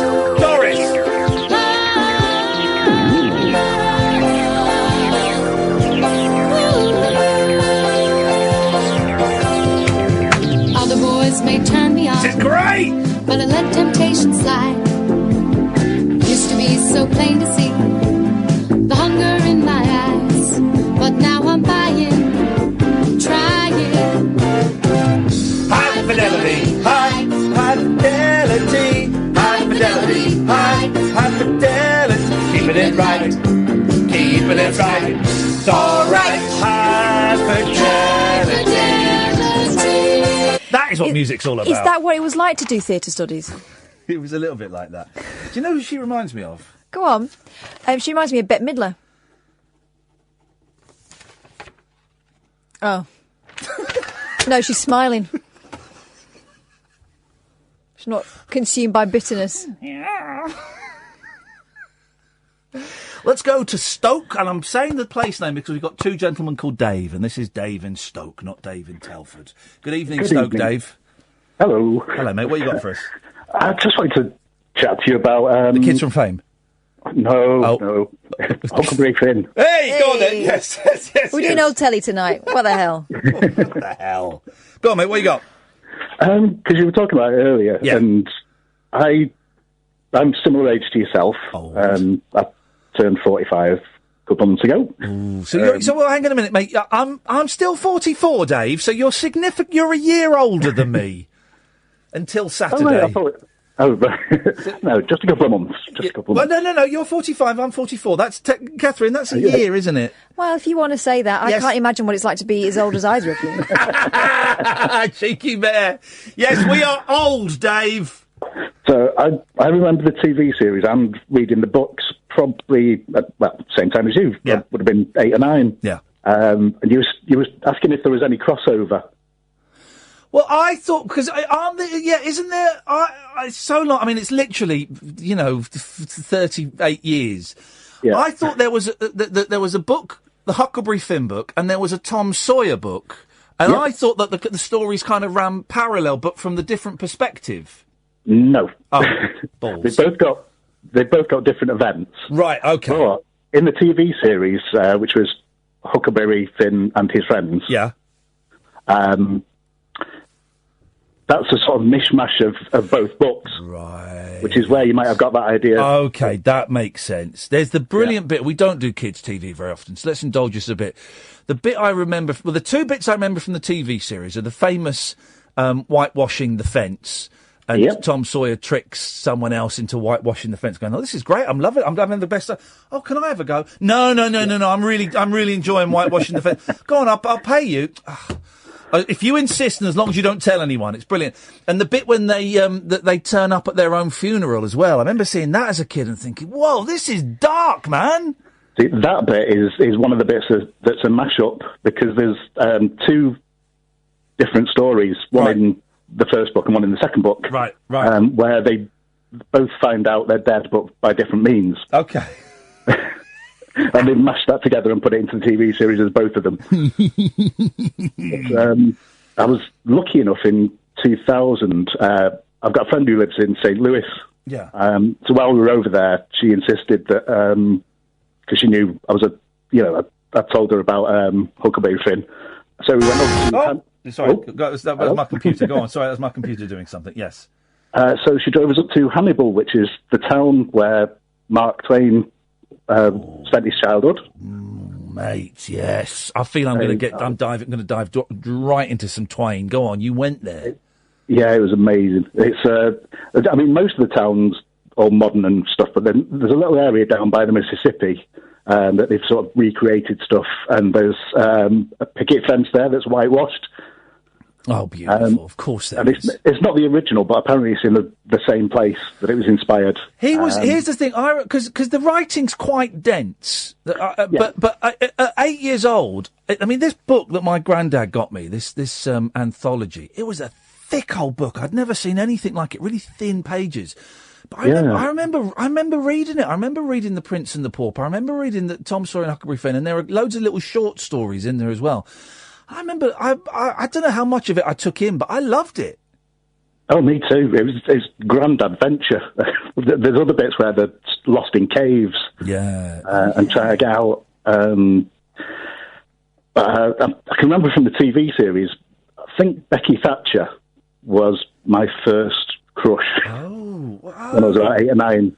Because she would have been a couple of years older in the series. We're all just Googling her now to see what floats your boat as a child. She was the one that Tom Sawyer was trying to get engaged to, but she found out that he'd been engaged to another girl in his class, and got in a bit of a stop about it, quite rightly. Yeah, right. Hang on. The Adventures of Huckleberry Finn TV show. Right. Let's have a Huckleberry Finn and Friends. That was it. Huckleberry Finn and Friends.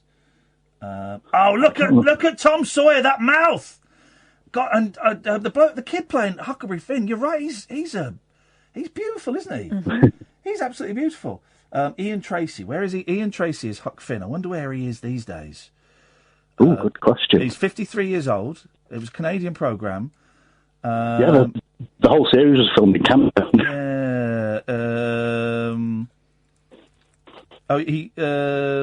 He's still acting. Oh, right, cool. He's still acting. Let's see if Sam Snyder's, as Tom Sawyer, is doing so well. He's a dance teacher. Mm. There you go. It's funny, isn't it? It's funny. It didn't be taken anywhere, but it was just something. Hey, nice one, Dave. Thank you for that. No problem. Cheers, my dears. Ta-ta. Now here's Daphne and Celeste singing High Fidelity. Let's see if this is any good. Hang on.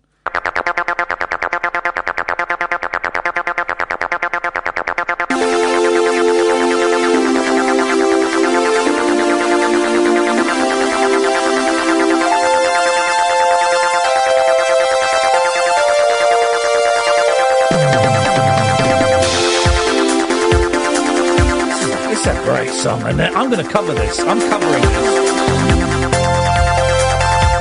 And I could probably play this bit on the keyboard. Other boys may turn me on, but I let temptation slide. I know, produced that, but I know Ben Max Tundra. He's a mate of mine. He used to be. I haven't seen him for years. Evening, Jack. Good evening. Good evening, Jack. What have you got for us tonight, please, sir? Well, I just wondered if you knew about the Beach Boys album that's coming out with the Philharmonic Orchestra. Yeah, I do, and I'm not sure. We lost Date the other day.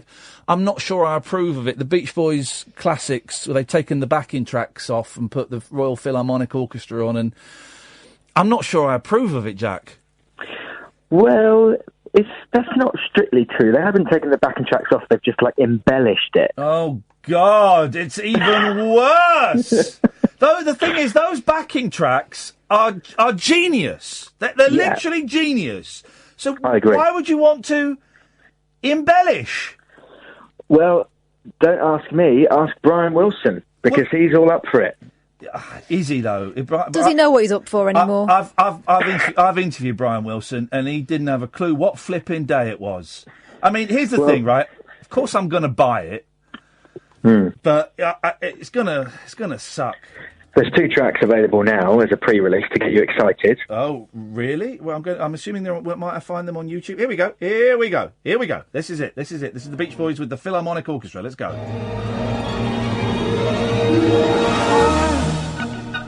I love the colourful clothes she wears. To be here, to be able to make this record, it's a great honour. What I love about the Beach Boys is that it's so multi-layered. Oh, shut up. Where's the music? Where's the music? That's what I want. Where's the... the one that you just played, Good Vibrations? Yeah. Yeah, it's got a lovely build up to it at the beginning. It's got this the strings that crescendo because. Well, where do I find it? Tell me where I want to find it. Is it on iTunes? Yeah. All right, let's go there. Beach. Oh, hang on a minute. Beach Boys. Oh, whoops. The thing is, it's got a lovely build up on the original record that was groundbreaking. What happens on the original? Ah. Well, yeah. But that's it, isn't it? Doesn't it just go? Yeah, that's it. Yeah, that's it. Love the colourful clothes. Right, I'm spending 99 pence on Good Vibrations and 99 pence on Fun, and then I'm going to berate you. Here we go. Right, here we go. Good Vibrations. Here we go. Rubbish. Pointless. Awful. One of the worst things I've ever heard in my life. Oh, come on.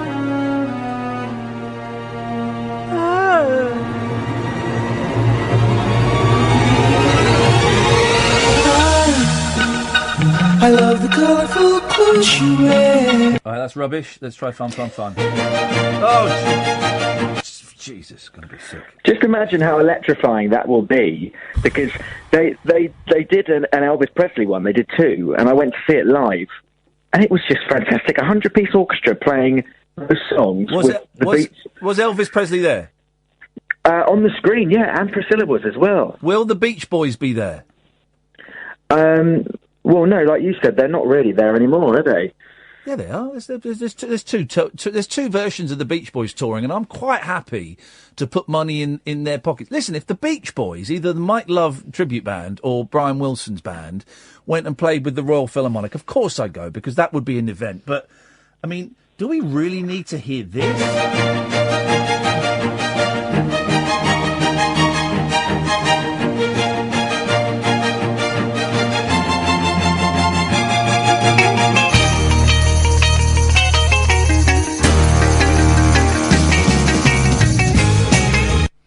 It takes all of the excitement and the thrust and the. Here's another one. I've got. Here we go. Look.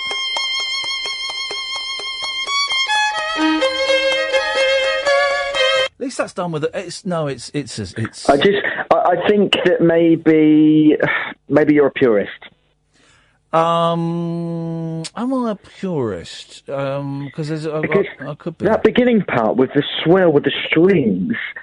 Don't you think it's lovely how they've taken that melody from the song and put it in with a lovely violin that builds up and...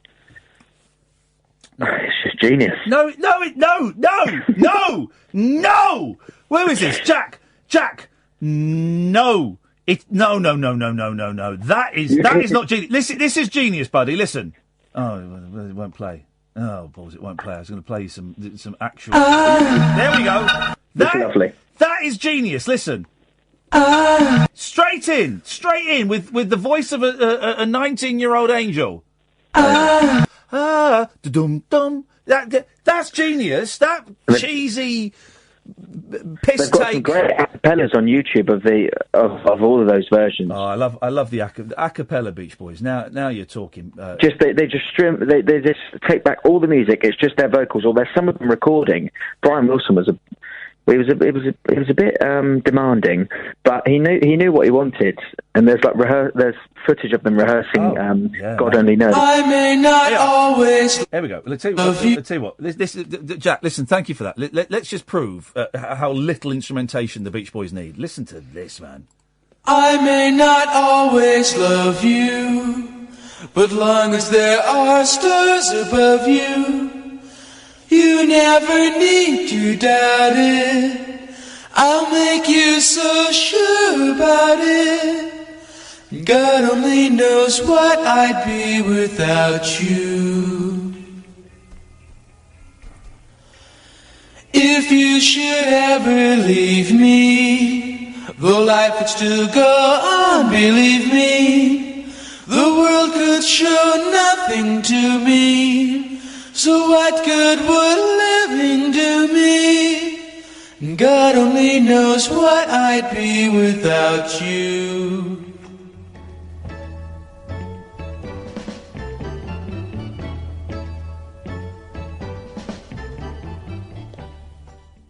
Oh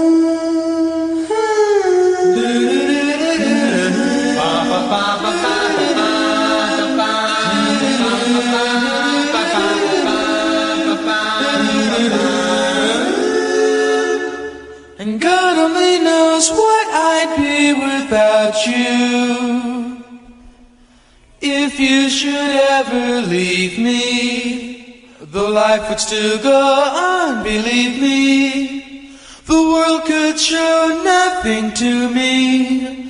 So what good would living do me? God only knows what I'd be without you.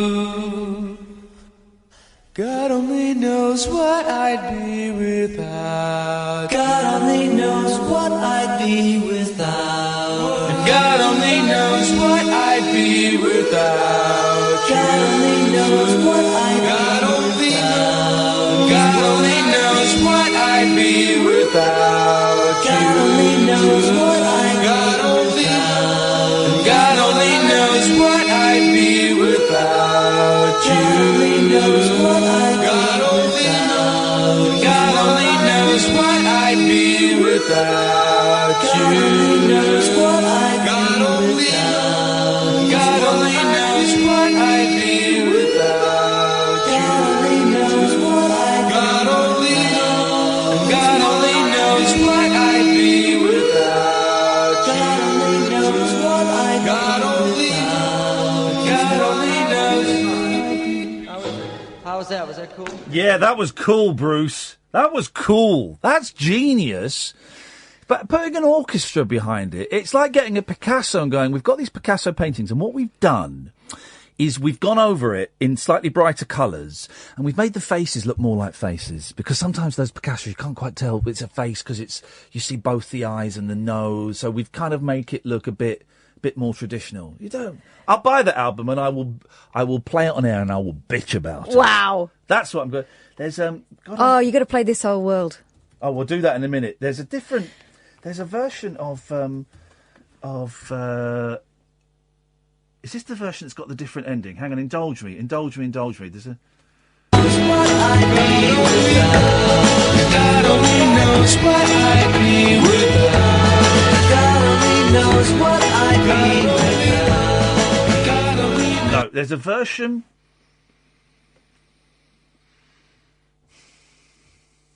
Let's go to a break. Tales of mystery and imagination on the radio show that does things differently. Dolly Parton, I listen to a record all day long. The Late Night Alternative with Iain Lee. I'm a nut job, but not that kind of nut job. On Talk Radio. Honest to God, it's the new Breaking Bad. Oh no! Indulge me playing the end of the same song. This is a version of the song of God Only Knows that they chucked away, right? Just listen to the last minute and 13 seconds of this, because this has got a different ending, and it's just incredible. Listen, here we go. So what good would living do me? God only knows what I'd be without. Here we go. Get ready for this. This is just heavenly. God only knows what I'd be without. God only knows what I'd be without. God only knows what I'd be without. Here we go. Here we go. God only knows what I'd be without. God only knows what I'd be without. God only knows what I'd be without. God only knows what I'd be without. God only knows what I'd be without. God only knows what I'd be without.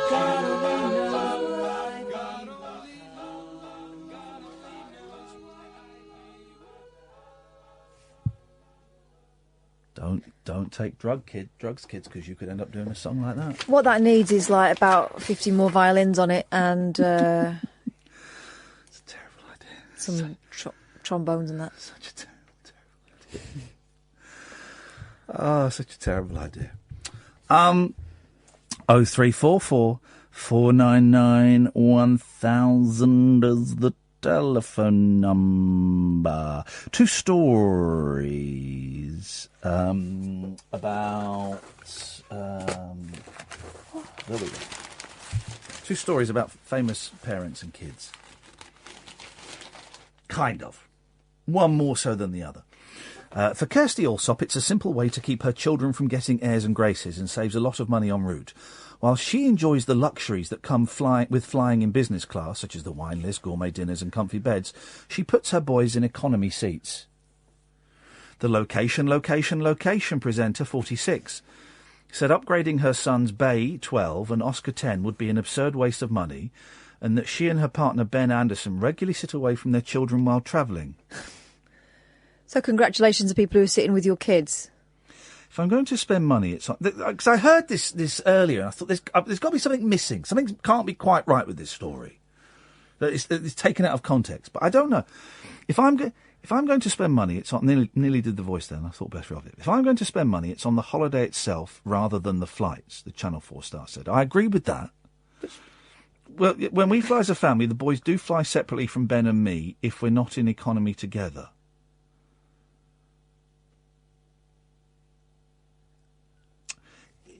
It's not quite saying what it says it's saying. Obviously, this wasn't the case when they were little, but now they are big enough to sit separately, they do. Club class should be a huge treat you've worked hard for. If kids get used to it, what do they have to work towards? It seems like an absurd waste of money and very spoiling. Miss Allsop's decision not to splash at our children's comfort while flying sparked indignation. Who gives a toss about what people on Twitter are saying? Last night, Miss Allsop reacted angrily to the criticism, tweeting, "What the bloody hell is wrong with you all? They're being taken on holiday, for God's sakes! They're not being sent to war!" That's next year. If I flew the kids all over the place in club class, there wouldn't be an inheritance left anyhow. She said, I've frequently been complimented by cabin crew on the behaviour of my boys. I always introduce myself to the cabin crew concerned and say if there are any problems, they'll let me meet. She is travelling in a different class to the kids. Outrageous. I was waiting for the get out of context. There isn't one. And what she's actually doing there, she's saying she's introducing herself to the cabin crew. What she's saying is, you're my babysitters. I'll be in there if there's any problem. Outrageous. It's outrageous. Miss Allsop, who's the eldest child of Charles Henry Allsop, 6th Baron Hindlip. The presenter is estimated to earn $500,000 a year, known for her tips on frugality.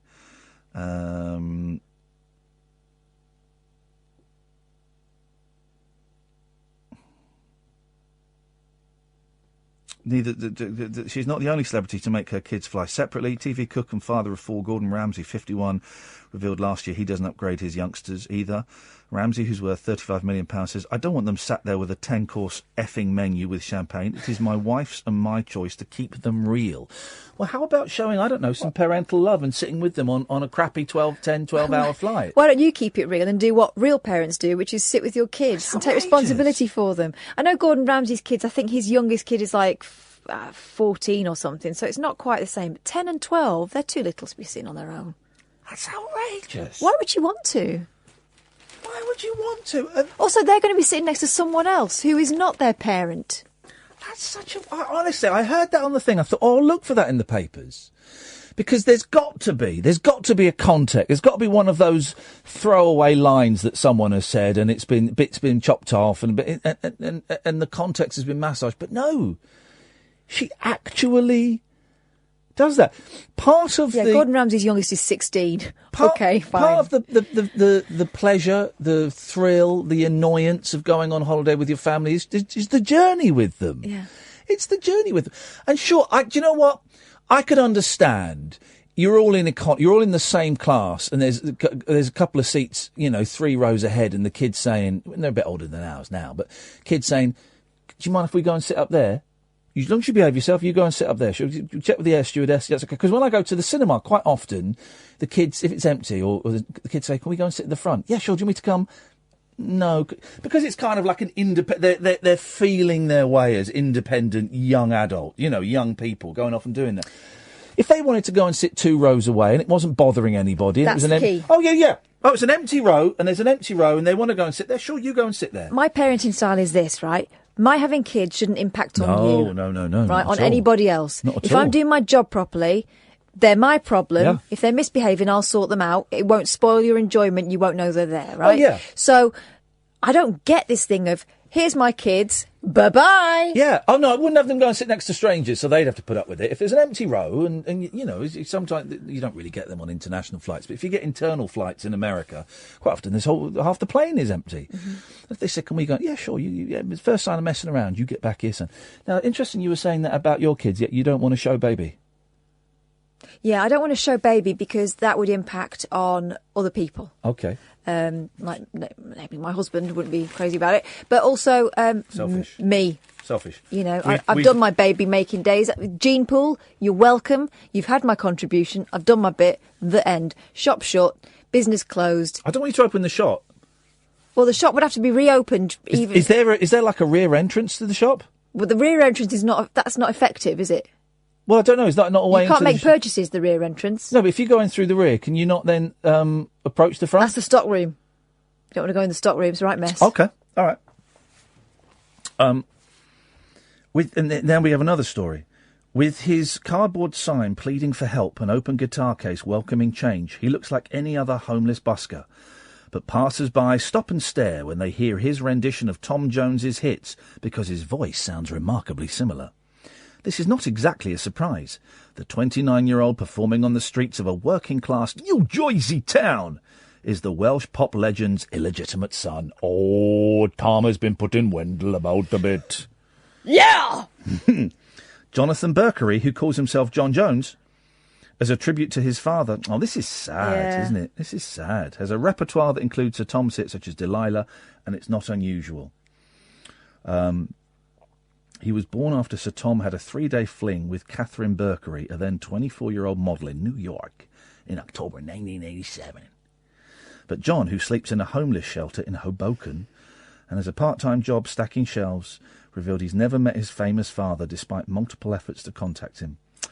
I don't want anything from my dad, just his recognition.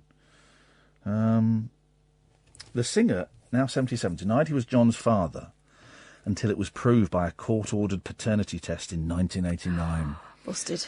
So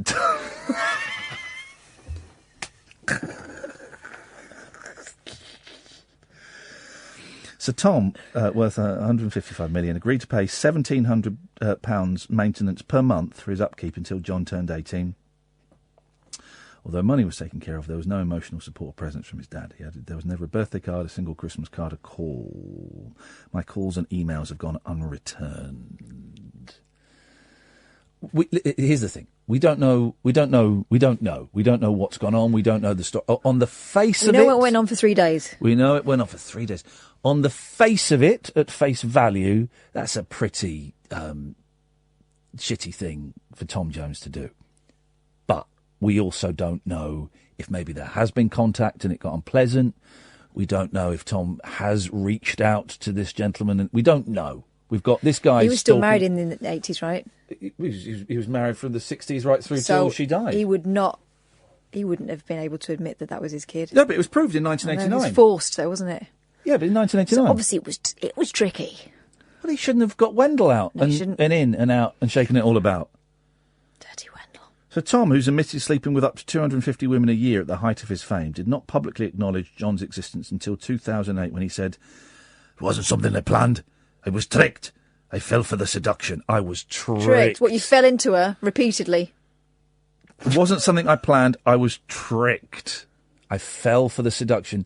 Mate, the one way to avoid the trick is to quote Jeremy Kyle, put something on the end of it! Speaking of which... Sit down with a stick. Have you been out in the garden? No, I walked the dog for a bit. You're looking a bit... I know, I caught it bad. I fell asleep in the little chairs in the garden Sunday afternoon. Bliss. I tell you, I had a cheeky can of Tyskie, which is my new favourite lager. Yes. I only have one a day, and I just nodded off. Look at you. I've been the Mail on Sunday. You know, the Mail has set me to sleep. You're like a Brit on a Greek holiday. Look, you're bright my red. dad once said, "Remember, he pull your hair like an unsqueezed spot." Isn't that lovely? Not a close family. Paul Ross, 1 o'clock, you will be on the radio doing your thing. What are you talking about tonight? We've got an amazing story from a volcanologist. There's been a lot of coverage, and we've been to Hawaii a few times via the radiophonic communication about their volcano. Yeah. There's one in Guatemala, which has tragically claimed at least 62 lives, loads of people missing. It's a pyroclastic volcano, which is exactly the same type that exploded over Pompeii, buried from Vesuvius, buried Pompeii and Herculaneum. Yeah. The lava or the material travels at 70 miles an hour, and it's 1,000 degrees Celsius. It's an absolutely astonishing story. They're going through it at the moment. There's going to be a huge rescue operation, I think, for the people there. And it's been kind of exploding in a heartbeat rhythm. Once every 3 days, almost exactly the same time, you get this pulse of explosion. It's astonishing. So I've only been on air doing this show since about, March. We've been to Papua New Guinea, Indonesia and Hawaii, and now to Guatemala, all for volcanic eruptions. I do wonder what's going on down there. What's happening with the world? Do you remember, on a slightly smaller scale, remember when we did the local radio show and there were loads of potholes opening up everywhere? Sinkholes. Sinkholes. You remember that? Sinkholes. Just appearing outside. Someone's car fell into it. They drive. The whole of Beds, Bucks and Hearts. Is that what we covered? Yes. Was full I of was always a bit sinkholes. puzzled by that, because actually, geographically, it's not Beds, Huts and Beds. No. It's Bucks, Hearts and Beds. And it doesn't even cover. But they reverse it. Didn't even cover all the Bucks. And sometimes we flag up a story in Bucks and they go, no, it's not in our... Or Extreme Hertfordshire. Yeah, they go, no, we do. Extreme Hertfordshire. Wow. That's a whole new action franchise, That's nearly London. We don't cover that. Yeah, it was a strange old. Well, I have that when I drive up to Peterborough doing my bet on Telly, because I like to keep the local radio on. It finds different stations. Yeah, I love that. But it's kind of Cambridgeshire, Peterborough. It's very odd. Is that the Fens up that way? Or is that somewhere else, the Fens? My first job was at a commercial radio station in Peterborough, and we used to go out to Greater Peterborough. No such thing as Greater Peterborough, it's just Peterborough and some bits that we But there is extreme hitching. Extreme hitching. Do you remember the Is that like hitching naked? Oh no, hitching at the county. Do you remember the adverts for the Peterborough Effect with Roy Kinnear? Do you remember they tried to make Peterborough like a tourist destination? I've got a very strange memory of that. There was now. kind of... It wasn't a sketch. Was No, it a it was an genuine thing? advert, because I remember some friends in school started a band called the Peterborough Effect, and it was Romans, I guess. It was a Roman thing. It was Roy Kinnear dressed as a Roman advertising Mind you, Peterborough. I had a flash for a great band name, courtesy of Springwatch, last night I was watching. The Copulating Badgers. Oh, they talked about the Copulating Badgers. Wouldn't that be a great band name? A kind of post-punk, new wavy band for the West Country. I've got their first 2 albums on vinyl. Seriously. Paul Ross! You've got the full set of the Copulating Badgers? Paul Ross will be on at 1 o'clock. Thank you, Sam. Thank you, Catherine. It's been a tense old show tonight, and I hope you've learnt some lessons. It's not over, mate. Wowzers, that's... Gosh. We will be back. Well, I will definitely be back. Don't know if she will, Mardy old mare. We will be back tonight at 10 o'clock. Until then, from us, ta-ta!